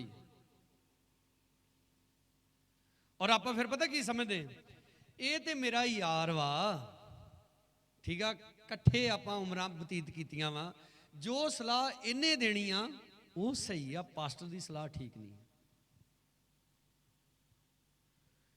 इसलिए परमेश्वर चाहता कि तुसी कल्ले रहो, ताकि जिहड़ी सलाह उन्हें तुहानूं दित्ती आ, जो तुसी उस सलाह ते चलोगे तुसी ब्लैस होवोगे। हालेलुया। जो विधवा ने आके सलाह मंगी सी ना अलीशा दे कोलों, अलीशा ने उन्होंने कहा कि गवांढियां दे कोलों सारे भांडे इकट्ठे करके ते तेरे घर च जिहड़ा कुप्पी च थोड़ा जिहा तेल उन्हां भांडियां च लद्दी जाई। उन्हें किसी को जाके नहीं सलाह लई, होर किसी को, जिद्दां अलीशा ने कहा उन्हें उदां ही कीता। बोलो बरकत मिली उन्होंने कि नहीं मिली? इसलिए देखो जिहड़े साडे यार हुंदे ना, अशोक वर्गे होने चाहिए हैं, जिन्हों की वाह कर भी दईए गुस्सा भी नहीं करते हैं। अच्छे हैल्पर होने चाहिए जिहड़े साडी जिहड़े सानू समझाउण कि असीं प्रभु दे विच किद्दां अगे वध सकदे। ये नहीं आपने चर्च विचों पास्टर को सलाह लई हैं, घर जाके अपने किसी यार इहो जिहा बैठे हैं जिहड़ा खुदा तो बड़ा दूर है और जिहदी सलाह हमेशा बिबलीकल नहीं है। जे शायद नबी की किताब च परमेश्वर कहता ना, तेन मैं वो सलाह दिना वा जिहड़ी तेरे लाभ दी लई है। हाथ उठा के बोलो हालेलुया। कई मेरे को पूछ लेंदे विआह किदां करना जी, दस भी दईदा, मुड़ के मनु मूँह खर्चा करके तो मुड़ के आके दुआ कराउंदे, पास्टर जी दुआ करो, विआह कादा कीता, फाह पै गया। मेरे को इहो जे तरीके तुसीं 5000 च विआह कर सकते जे, 5000 च। पर की करिए जी, समाज च रहना वा है, उन्हां को उन्हां दे विआह च बड़ा दिता वा, लैना भी आ, वो लैण दी आसा परमेश्वर को रखो। जिन्हां दे विआह च तुसीं कुछ दे दिता, की हो गया जे देता ते, जे उन्हां को तुसीं लिया ही नहीं तो तुहाडा सगों उन्हां दे सिर ते भार वा। समझ आ रही गल? अपने खास करके धियां वाले सुनो, अपने पास्टर नूं सदो, मुंडे वालिआं नूं सदो, 5-10 जाणिआं नूं निकाह कराओ, ते जिहड़ा इन्ने महल्ले नूं खवालना वो अपनी कुड़ी नूं कुछ लैके दो। हालेलुया। यह जी समाज, इहदा मतलब अजे तक तुसीं यस्सू च नहीं रहना सिक्ख्या, तुसीं किहदे च रह रहे जे? तुसीं समाज विच रह रहे जे। मैं मेरा जदों विआह होया, आपां 2 गड्डियां लैके गए, सिर्फ 2 गड्डियां। कई पास्टर मैनूं फोन कर, सानूं नहीं दस्सिया, सानूं नहीं दस्सिया। मैं क्या मैं किनू किनू दस दा? फालतू खर्चियां तो भी परमेश्वर नाराज हुंदा जे। बैठो, खुदा बरकत दे, जे लोड़ पई फिर मारूंगा आज। मैं की कह रहा, फालतू खर्चियां तो परमेश्वर की हुंदा? मना मूँह खर्चा करी जा रहे हैं। दुआ परमेश्वर दे कोलों कराउने आ हैं, परमेश्वर पैसों का इंतजाम कर, पैसे परमेश्वर पैसों का इंतजाम करता, मुड़ के परमेश्वर नूं भुल ही जाने आपां। साडे डैडी दसदे बड़ी पुरानी गल, कहंदे इदां मैं बैठा, ये नहीं कि डैडी दे कोल पैसे नहीं सी, वैसे जुत्ती काफ़ी पुरानी सी। कहंदे एक पास्टर मेरे सामने बैठा तो मैनूं वेख के कहंदा, क्योंकि डैडी साडे नूं जिहड़े पुराने पास्टर ज़्यादातर डॉक्टर साहब ही कहंदे सी, क्योंकि डैडी डॉक्टर जो रहे पहलां। डैडी कहंदे मैनूं कहंदे डॉक्टर साहब तुसीं साडे सीनियर पास्टर, ਸਾਡੇ ਪੈਰੀ ਜੁੱਤੀ ਨਵੀਂ ਤੇ ਤੁਹਾਡੇ ਪੈਰੀ ਪੁਰਾਣੀ, ਆ ਲਾਓ ਜੁੱਤੀ ਇੱਧਰ। ਕਹਿੰਦੇ ਬਦੋ ਬਦੀ ਮੇਰੇ ਪੈਰਾਂ ਤੋਂ ਪੁਰਾਣੀ ਜੁੱਤੀ ਲਾ ਕੇ ਤੇ ਆਪਣੀ ਨਵੀਂ ਜੁੱਤੀ ਮੈਨੂੰ ਪਵਾਈ। ਹਾਲੇਲੂਇਆ। ਮੈਂ ਇਗਲਗੱਡੇ ਬੰਦਗੀ ਕਰਨ ਦੇ ਲਈ ਗਏ, ਵਾਵਾ ਪੁਰਾਣੀ ਗੱਲ ਹੈ। ਕਮੀਜ਼ ਪ੍ਰੈਸ ਕਰਨ ਦੇ ਸੀ ਤਾਂ ਮੈਂ ਵੇਖੀ ਨਹੀਂ ਕਿਤੇ ਉਹਦੇ ਬਾਂਹ ਤੇ ਨਾ ਇੱਥੇ ਪ੍ਰੈਸ ਲੱਗ ਕੇ ਤੇ ਮੋਰੀ ਹੋ ਗਈ ਵਾਵਾ ਹੀ ਤਗੜੀ। ਤਾਂ ਮੈਂ ਇਗਲਗੱਡੇ ਬਹਿ ਕੇ ਜਦੋਂ ਹਾਰਮੋਨੀਅਮ ਵਜਾਉਣ ਦਿਆ ਤੇ ਫੌਜੀ ਹਰਦੀਪ ਦਾ ਧਿਆਨ ਪਿਆ ਤੇ ਬੰਦਗੀ ਤੋਂ ਬਾਅਦ ਮੈਨੂੰ ਹੌਲੀ ਜਿਹੀ ਠਾਲ ਕੇ ਤੇ ਅੰਦਰ ਗਿਆ, ਕਹਿੰਦਾ ਕਮੀਜ਼ ਲਾਓ ਹਾਂ ਜਿਹੜੀ। ਮੈਂ ਕਿਉਂ ਕੀ ਹੋਇਆ? ਕਹਿੰਦਾ ਤੁਹਾਨੂੰ ਨਹੀਂ ਪਤਾ, ਵੇਖੋ ਇੱਥੋਂ। ਤਾਂ ਅਲਮਾਰੀ 'ਚ ਉਹਨੇ ਨਵੀਂ ਕਮੀਜ਼ ਕੱਢੀ, ਕਹਿੰਦਾ ਮੈਂ ਆਪਣੇ ਲਈ ਹਾਲ ਲਾ ਕੇ ਮੈਨੂੰ ਦੇ ਦਿਓ ਤੇ ਆਹ ਪਾ ਲਓ। ਯਿਸੂ ਮਸੀਹ ਨੇ ਕਿਹਾ ਨਾ, ਜੇਕਰ ਤੁਸੀਂ ਮੇਰੇ ਛੋਟੇ ਤੋਂ ਛੋਟੇ ਦਾਸ ਨਾ ਕੀਤਾ, ਕਿਹਦੇ ਨਾਲ ਕੀਤਾ? ਔਰ ਇਹ ਇਕੱਲੇ ਸੇਵਕ ਦੀ ਗੱਲ ਨਹੀਂ ਹੈ। ਆਪ ਕਿਸੇ ਨੂੰ ਕਮਜ਼ੋਰ ਦੇਖਦੇ ਜੇ, ਕਿਸੇ ਨੂੰ ਬਿਮਾਰ ਦੇਖਦੇ ਜੇ, ਕਿਸੇ ਨੂੰ ਮਾੜੀ ਹਾਲਾਤ ਦੇ ਵਿੱਚ ਦੇਖਦੇ ਜੇ, ਤੇ ਆਪ ਉਹਦੀ ਹੈਲਪ ਕਰੋ। ਬੜੀ ਗਰਮੀ, ਬਹੁਤ ਜ਼ਿਆਦਾ ਗਰਮੀ, ਅਸੀਂ ਕਾਫੀ ਰੱਬ ਦੇ ਦਾਸ ਜਾ ਰਹੇ ਹਾਂ। ਇੱਕ ਰੱਬ ਦਾ ਦਾਸ ਗੱਡੀ ਚਲਾਉਣ ਦਿਆ, ਉਹਨੇ ਯਕਦਮ ਬ੍ਰੇਕ ਮਾਰੀ। ਅਸੀਂ ਕਿਹਾ ਕੀ ਹੋ ਗਿਆ? ਗੱਡੀ ਚੋਂ ਬਾਹਰ ਨਿਕਲ ਕੇ ਵੇਖਿਓ ਬੜੀ ਗਰਮੀ ਸੀ। ਕਾਫੀ ਸਿਆਣੀ ਉਮਰ ਦਾ ਪਾਸਟਰ ਵਿਚਾਰਾ ਕਿੱਕਾਂ ਮਾਰੀ ਜਾਵੇ ਤੇ ਪਸੀਨੋ ਪਸੀਨੇ ਹੋਇਆ ਤੇ ਘੜੀ ਮੁੜੀ ਪਸੀਨਾ ਪੂੰਝੇ। ਸਕੂਟਰ ਬੰਦ ਹੋਇਆ ਸੀ। ਤੇ ਜਿਹੜਾ ਸਾਡਾ ਰੱਬ ਦਾ ਦਾਸ ਗੱਡੀ ਚਲਾਉਣ ਦਿਆ ਸੀ ਨਾ, ਉਹਨੇ ਮੂੰਹ ਤੇ ਐਂ ਬਣਾਇਆ ਜਿੱਦਾਂ ਹੁਣੇ ਹੀ ਰੋ ਹੀ ਪੈਣਾ ਹੁੰਦਾ ਉਹਨੇ ਪਾਸਟਰ ਦੀ ਕੰਡੀਸ਼ਨ ਵੇਖ ਕੇ। ਤੋ ਅਸੀਂ ਤੇ ਸੋਚਿਆ ਵੀ ਇਹ ਵਾਵਾ ਇਮੋਸ਼ਨਲੀ ਜਿਹਾ ਹੋ ਗਿਆ ਵਾ। ਤੋ ਉਹਦਾ ਸਕੂਟਰ ਅਸੀਂ ਚੈੱਕ ਕੀਤਾ ਤੇ ਪਾਸਟਰ ਵਿਚਾਰਾ ਥੋੜਾ ਉਸ ਹਿਸਾਬ ਦਾ ਸਾਨੂੰ ਨਹੀਂ ਸੀ ਸਕੂਟਰ ਦੀ ਇੰਨੀ ਨੌਲੇਜ। ਆਪਾਂ ਟੈਂਕੀ ਖੋਲ ਕੇ ਵੇਖਿਆ ਤਾਂ ਉਹ 'ਚ ਪੈਟਰੋਲ ਹੀ ਨਹੀਂ ਬਿਲਕੁਲ। ਤੋ ਅਸੀਂ ਤੇ ਸਾਰਿਆਂ ਨੇ ਸੋਚਿਆ ਵੀ ਸਾਡੇ ਪਾਸਟਰ ਨੇ ਵਾਵਾ ਮੂੰਹ 7 ਰੰਗਾ ਬਣਾਇਆ ਵਾ, ਹੁਣ ਕੋਈ ਪੈਸਾ ਦਊ ਇਹਨੂੰ ਵੀ ਲਓ ਜੀ ਤੇਲ ਪਵਾ ਲਓ। ਅਸੀਂ 2 ਮਿੰਟ ਉਹਦੇ ਵੱਲ ਵੇਖਿਆ, ਉਹ ਤੇ ਬਸ ਵੇਖ ਕੇ ਨਾ ਜਿੱਦਾਂ ਨਾ ਮਤਲਬ ਰੋ ਹੀ ਪੈਣਾ ਹੁੰਦਾ। ਅਖੀਰ ਅਸੀਂ ਸਾਰਿਆਂ ਨੇ 50-50 ਰੁਪਏ ਕੱਢੇ ਤੇ ਵਾਵਾ 300-400 ਰੁਪਇਆ ਹੋ ਗਿਆ। ਅਸੀਂ ਕਿਹਾ ਪਾਸਟਰ ਜੀ ਤੇਲ ਹੈ ਨਹੀਂ ਹੈ ਵਿੱਚ ਤੇਲ ਪਾਉਣਾ ਪੈਣਾ। ਚਲੋ ਅਸੀਂ ਪੈਸੇ ਦੇ ਦਿੱਤੇ ਤੇ ਸਾਡੇ ਉਹ ਪਾਸਟਰ ਦਾ ਇੰਨਾ ਨਾ ਹੌਸਲਾ ਪਿਆ ਵੀ ਚਲੋ ਮੈਂ ਗੱਡੀ ਲੈ ਕੇ ਜਾਣਾ, ਤੇਲ ਪਵਾ ਲਈਏ। 2 ਸਾਡੇ ਪਾਸਟਰ ਤੁਰ ਕੇ ਗਏ, ਪੈਟਰੋਲ ਪੰਪ ਥੋੜਾ ਕਾਫੀ ਹਟਵਾ ਸੀ, ਉੱਥੋਂ ਤੇਲ ਪਵਾ ਕੇ ਲਿਆਏ ਤੇ ਫਿਰ ਸਕੂਟਰ 'ਚ ਤੇਲ ਪਾਇਆ ਤੇ ਉਹ ਮੁੜ ਕੇ ਬਹਿ ਕੇ ਸਟੀਅਰਿੰਗ ਤੇ ਨਾ, ਚਲੋ ਪਾਸਟਰ ਚੱਲ ਗਿਆ ਆਪਣੇ ਰਾਹ, ਅਸੀਂ ਸਾਰੇ ਗੱਡੀ 'ਚ ਬੈਠੇ। ਉਹ ਸਟੀਅਰਿੰਗ ਤੇ ਬੈਠ ਕੇ ਕਹਿੰਦਾ ਮੈਨੂੰ ਬੜਾ ਤਰਸ ਆਇਆ। ਫੋਕਾ ਹੀ ਆਪਾਂ ਪ੍ਰਭੂ ਦੇ ਨਾਲ ਇਕੱਲੇ ਬੈਠਦੇ ਨਹੀਂ, ਇਸੇ ਕਰਕੇ ਸਾਨੂੰ ਇਹਨਾਂ ਗੱਲਾਂ ਦੀ ਸਮਝ ਨਹੀਂ ਆਉਂਦੀ। ਸਮਝ ਆ ਰਹੀ ਗੱਲ? ਜਿਹੜਾ ਪੁੱਤ ਆਪਣੇ ਪਿਓ ਦੇ ਲਾਗੇ ਬਹਿੰਦਾ ਨਾ, ਉਹਦਾ ਪਿਓ ਉਹਨੂੰ ਸਿੱਖਿਆ ਦਿੰਦਾ ਵਾ ਚੰਗੀ ਤੇ ਖਰੀ। ਤੇ ਜਿਹੜਾ ਪੁੱਤ ਜਾ ਕੇ ਜੁੰਡੀ ਦੇ ਯਾਰਾਂ ਕੋਲ ਬਹਿੰਦਾ ਵਾ, ਉਹ ਉਹਨੂੰ ਸਿਖਾਉਂਦੇ ਆ ਮਾਂ ਦੀਆਂ ਵਾਲੀਆਂ ਕਿੱਦਾਂ ਤੋੜ ਕੇ ਲਿਆਉਣੀਆਂ ਵਾ। ਚੱਲ ਆਪਾਂ ਬਹਿ ਕੇ ਸਮੈਕ ਪੀਵਾਂਗੇ ਹੈ। ਜੇ ਪਿਓ ਨੇ ਅਲਮਾਰੀ 'ਚ ਪੈਸੇ ਰੱਖੇ, ਉਹ ਕਿੱਦਾਂ ਕੱਢ ਕੇ ਲਿਆਉਣੇ ਆ? ਉਹ ਇਦਾਂ ਦੀਆਂ ਸਲਾਹਾਂ ਦਿੰਦੇ ਹੋ।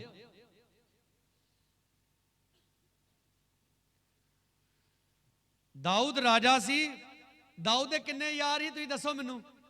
ਇੱਕੋ ਯਾਰ ਸੀ ਉਹਦਾ, ਉਹ ਸੀ ਜੋਨਾਥਨ, ਸਾਊਲ ਦਾ ਮੁੰਡਾ, ਰਾਜੇ ਸਾਊਲ ਦਾ ਮੁੰਡਾ। ਤੇ ਉਹ ਪਤਾ ਉਹਦਾ ਕਿਹੋ ਜਿਹਾ ਯਾਰ ਸੀ? ਹਮੇਸ਼ਾ ਦਾਊਦ ਦਾ ਭਲਾ ਸੋਚਦਾ ਸੀ।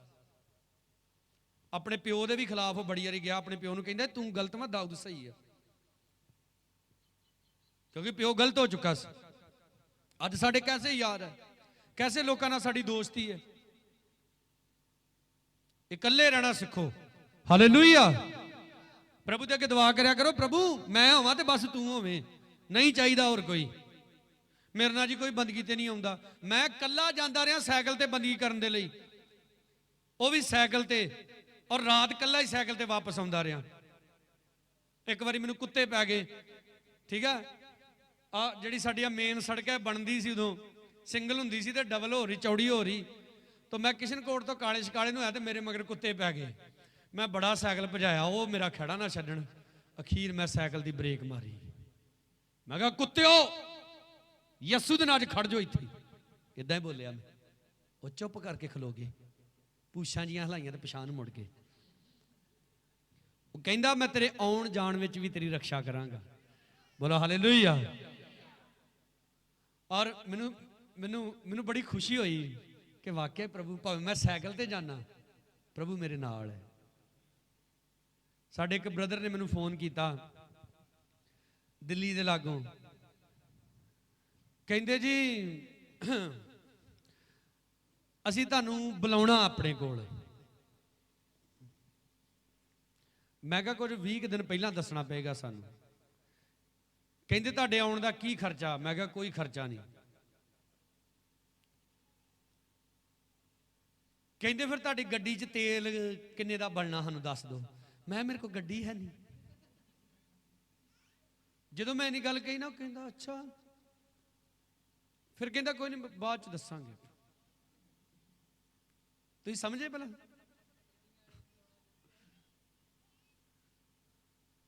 ਉਹਨੇ 15 ਦਿਨ ਬਾਅਦ ਫੋਨ ਕੀਤਾ ਔਰ ਉਹਨੇ ਸੱਚ ਬੋਲਿਆ। ਹਾਲੇਲੂਇਆ। ਕਹਿੰਦੇ ਸਾਡੇ ਕਮੇਟੀ ਵਾਲੇ ਕਹਿੰਦੇ ਜਿਸ ਪਾਸਟਰ ਕੋ ਗੱਡੀ ਹੈ ਨਹੀਂ ਉਹ ਪਾਸਟਰ ਕਦ।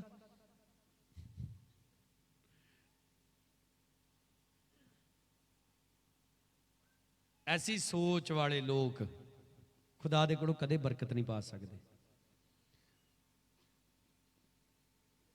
ਮੈਂ ਆਪਣੇ ਰਿਸ਼ਤੇਦਾਰਾਂ ਦੇ ਕੋਲ ਬੈਠਾ ਸੀ, ਇੱਕ ਪਾਸਟਰ ਆਇਆ। ਉਦੋਂ ਮੇਰੇ ਕੋਲ ਗੱਡੀ ਹੈਗੀ ਸੀ। ਇੱਕ ਪਾਸਟਰ ਆਇਆ ਸਾਈਕਲ ਤੇ, ਉਹ ਵਿਚਾਰਾ ਆਪਣਾ ਪਸੀਨਾ ਪੂੰਝੀ ਜਾਵੇ। ਚਲੋ ਮੈਂ ਉਹਦੇ ਲਾਗੇ ਬੈਠ ਕੇ ਗੱਲਾਂ ਕਰਨ ਡੈ ਪਏ।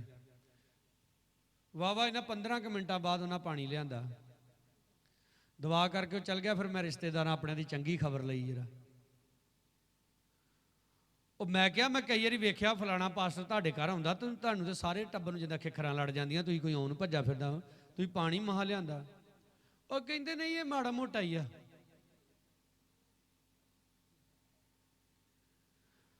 ਸੇਵਕ ਦੇ ਕੋਲ ਪਵਿੱਤਰ ਆਤਮਾ ਦਾ ਮਸਾ ਹੋਣਾ ਚਾਹੀਦਾ ਹੈ। ਬੋਲੋ ਸਾਰੇ ਹਾਲੇਲੂਇਆ। ਔਰ ਉਹ ਕਦੋਂ ਮਿਲਦਾ ਹੈ? ਜਦੋਂ ਉਹ ਕੱਲਾ ਖੁਦਾ ਦੇ ਨਾਲ ਟਾਈਮ ਸਪੈਂਡ ਕਰਦਾ ਹੈ। ਹਾਲੇਲੂਇਆ। ਰਾਤੀ ਮੇਰੀ ਥੋੜੀ ਤਬੀਅਤ ਠੀਕ ਨਹੀਂ ਸੀ, ਮੈਨੂੰ ਨੀਂਦ ਨਹੀਂ ਸੀ ਆ ਰਹੀ। ਮੈਂ ਦੁਆ ਕਰ ਰਿਹਾ ਸੀ ਖੁਦਾ ਦੇ ਅੱਗੇ। ਔਰ ਮੈਂ ਛੋਟਾ ਹੁੰਦਾ ਇੱਕ ਕਿਤਾਬ ਪੜ੍ਹਦਾ ਹੁੰਦਾ ਸੀ। ਸਾਡੇ ਘਰ ਕਿਤਾਬ ਸੀ ਇੱਕ ਏਲੀਆ ਦੀ, ਔਰ ਉਹ ਕਿਤਾਬ ਸੀ ਫੋਟੋਆਂ ਵਾਲੀ, ਨਾਲ ਨਾਲ ਫੋਟੋਆਂ ਤੇ ਨਾਲ ਨਾਲ ਲਿਖਿਆ ਹੁੰਦਾ ਸੀ। ਔਰ ਉਹਦੇ ਵਿੱਚ ਦਿਖਾਇਆ ਗਿਆ ਕਿ ਜਦੋਂ ਬਾਰਿਸ਼ ਆਈ ਤੇ ਏਲੀਆ ਪੈਦਲ ਦੌੜ ਕੇ ਪਹਿਲਾਂ ਸ਼ਹਿਰ 'ਚ ਪਹੁੰਚ ਗਿਆ, ਤੇ ਜਿਹੜਾ ਰਾਜਾ ਸੀ ਉਹ ਰੱਥ ਤੇ ਜਾਂਦਾ ਜਾਂਦਾ ਵੀ ਭਿੱਜ ਗਿਆ। ਔਰ ਪ੍ਰਭੂ ਨੇ, ਮੈਂ ਦੁਆ ਕਰ ਰਿਹਾ ਸੀ, ਦੁਆ ਕਰਦਿਆਂ ਕਰਦਿਆਂ ਮੇਰੀ ਅੱਖ ਲੱਗੀ ਤੇ ਪ੍ਰਭੂ ਨੇ ਉਹ ਫੋਟੋਆਂ ਮੇਰੇ ਅੱਗੇ ਲਿਆਂਦੀਆਂ ਕਿ ਮੈਂ ਏਲੀਆ ਦਾ ਪਰਮੇਸ਼ਰ ਤੇਰਾ ਵੀ ਪਰਮੇਸ਼ਰ ਹਾਂ। ਬੋਲੋ ਸਾਰੇ ਹਾਲੇਲੂਇਆ। ਮੈਂ ਇਹ ਗੱਲ ਨਹੀਂ ਸਮਝੀ ਕਿ ਹਾਂ ਪਰਮੇਸ਼ਰ ਮੈਨੂੰ ਠੀਕ ਕਰ ਰਿਹਾ ਹੈ। ਮੈਂ ਖੁਦਾ ਦਾ ਧੰਨਵਾਦ ਕੀਤਾ ਕਿ ਜਿਹੜੀਆਂ ਚੀਜ਼ਾਂ ਹੀ ਬਚਪਨ 'ਚ ਪ੍ਰਭੂ ਦੇ ਬਾਰੇ ਸਿੱਖੀਆਂ ਤੇ ਪੜੀਆਂ, ਉਹ ਅੱਜ ਵੀ ਪ੍ਰਭੂ ਨੂੰ ਯਾਦ ਹੈ। ਹਾਲੇਲੂਇਆ। ਜਿਹੜੀ ਦੁਆ ਤੁਸੀਂ 10 ਸਾਲ ਪਹਿਲਾਂ ਕੀਤੀ ਉਹ ਪ੍ਰਭੂ ਨੂੰ ਅੱਜ ਵੀ ਯਾਦ ਹੈ। ਹੋ ਸਕਦਾ ਤੁਹਾਨੂੰ ਯਾਦ ਨਾ ਹੋਵੇ, ਇਸ ਲਈ ਦੁਆ ਕਰਿਆ ਕਰੋ ਕਮਰੇ 'ਚ ਵੜ ਕੇ, ਦਰਵਾਜ਼ਾ ਬੰਦ ਕਰਕੇ। ਨਹੀਂ ਹੈਗੀ ਘਰ 'ਚ ਜਗ੍ਹਾ ਤੇ ਖੁਦਾ ਦੇ ਕੋਲੋਂ ਮੰਗੋ। ਹਾਲੇਲੂਇਆ। ਪ੍ਰਭੂ ਜੀ ਦੁਆ ਵਾਲਾ ਕਮਰਾ ਚਾਹੀਦਾ ਹੈ। ਇੱਕ ਸਿਸਟਰ ਦੀ ਮੈਂ ਗਵਾਹੀ ਸੁਣੀ ਸੀ, ਮੇਰੇ ਮੂੰਹੋਂ ਨਿਕਲਿਆ ਸ਼ਦੀਨਾ ਵਾਹ। ਸਿਸਟਰ ਕਹਿੰਦੀ ਮੈਂ 3 ਸਾਲ ਪ੍ਰਭੂ ਦੇ ਅੱਗੇ ਦੁਆ ਕੀਤੀ, ਪ੍ਰਭੂ ਦੁਆ ਵਾਲਾ ਕਮਰਾ ਚਾਹੀਦਾ, ਕੁੱਖ ਨਹੀਂ ਹੋਰ ਮੰਗਿਆ ਕਦੀ ਖੁਦਾ ਦੇ ਕੋਲੋਂ। ਪ੍ਰਭੂ ਦੁਆ ਵਾਲਾ ਕਮਰਾ ਚਾਹੀਦਾ, ਦੁਆ ਵਾਲਾ ਕਮਰਾ ਚਾਹੀਦਾ। ਔਰ ਕਹਿੰਦੀ ਪ੍ਰਭੂ ਨੇ 3 ਮੰਜ਼ਲੀ ਕੋਠੀ ਪਾਤੀ। ਹਾਲੇਲੂਇਆ। ਔਰ ਕਹਿੰਦੀ ਸਭ ਤੋਂ ਉੱਪਰ ਦੁਆ ਵਾਲਾ ਕਮਰਾ, ਤੇ ਕਹਿੰਦੀ ਉੱਥੇ ਵੜ ਕੇ ਹੁਣ ਮੈਂ ਦੁਆ ਕਰਦੀ। ਜਦੋਂ ਤੁਸੀਂ ਪ੍ਰਾਰਥਨਾ ਕਰਦੇ ਜੇ, ਸਾਰੀਆਂ ਚੀਜ਼ਾਂ ਆਪਣੇ ਆਪ ਆਉਣੀਆਂ ਸ਼ੁਰੂ ਹੋ ਜਾਂਦੀਆਂ। ਇਸ ਲਈ ਅੱਜ ਤੋਂ ਇਸ ਗੱਲ ਨੂੰ ਸਮਝੋ, आपने कल्ले रहना सीखना है। हालेलुया। वो गल ना है खूब जमेगा रंग जब मिल बैठेंगे, पता नहीं किन्ने के यार कहते गाड़ी है, वो शराब की मशहूरी देंगे।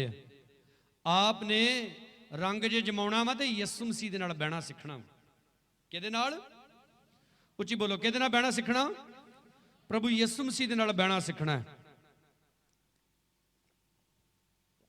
जिद्दां मूसा बैठदा सी, जिद्दां एलिया बैठदा सी। हालेलुया। हाथ उठा के बोलो हालेलुया। ਔਰ ਪ੍ਰਭੂ ਦੇ ਅੱਗੇ ਦੁਆ ਕਰਿਆ ਕਰੋ, ਪ੍ਰਭੂ ਜਿਹੜੇ ਲੋਕ ਮੇਰੀ ਜ਼ਿੰਦਗੀ 'ਚ ਨਹੀਂ ਨਾ ਹੋਣੇ ਚਾਹੀਦੇ ਉਹ ਨਾ ਹੋਣ, ਭਾਵੇਂ ਉਹ ਕੋਈ ਵੀ ਹੋਵੇ, ਭਾਵੇਂ ਉਹ ਕੋਈ ਵੀ ਹੋਵੇ। ਜਿਹਨੂੰ ਖੁਦਾ ਛੱਡਣ ਲਈ ਕਹਿੰਦਾ ਉਹਨੂੰ ਛੱਡਣ ਦੇ ਲਈ ਤਿਆਰ ਰਹਿਣਾ ਹੈ। ਆਈਏ ਅਸੀਂ ਆਪਣੀਆਂ ਅੱਖਾਂ ਨੂੰ ਬੰਦ ਕਰਾਂਗੇ।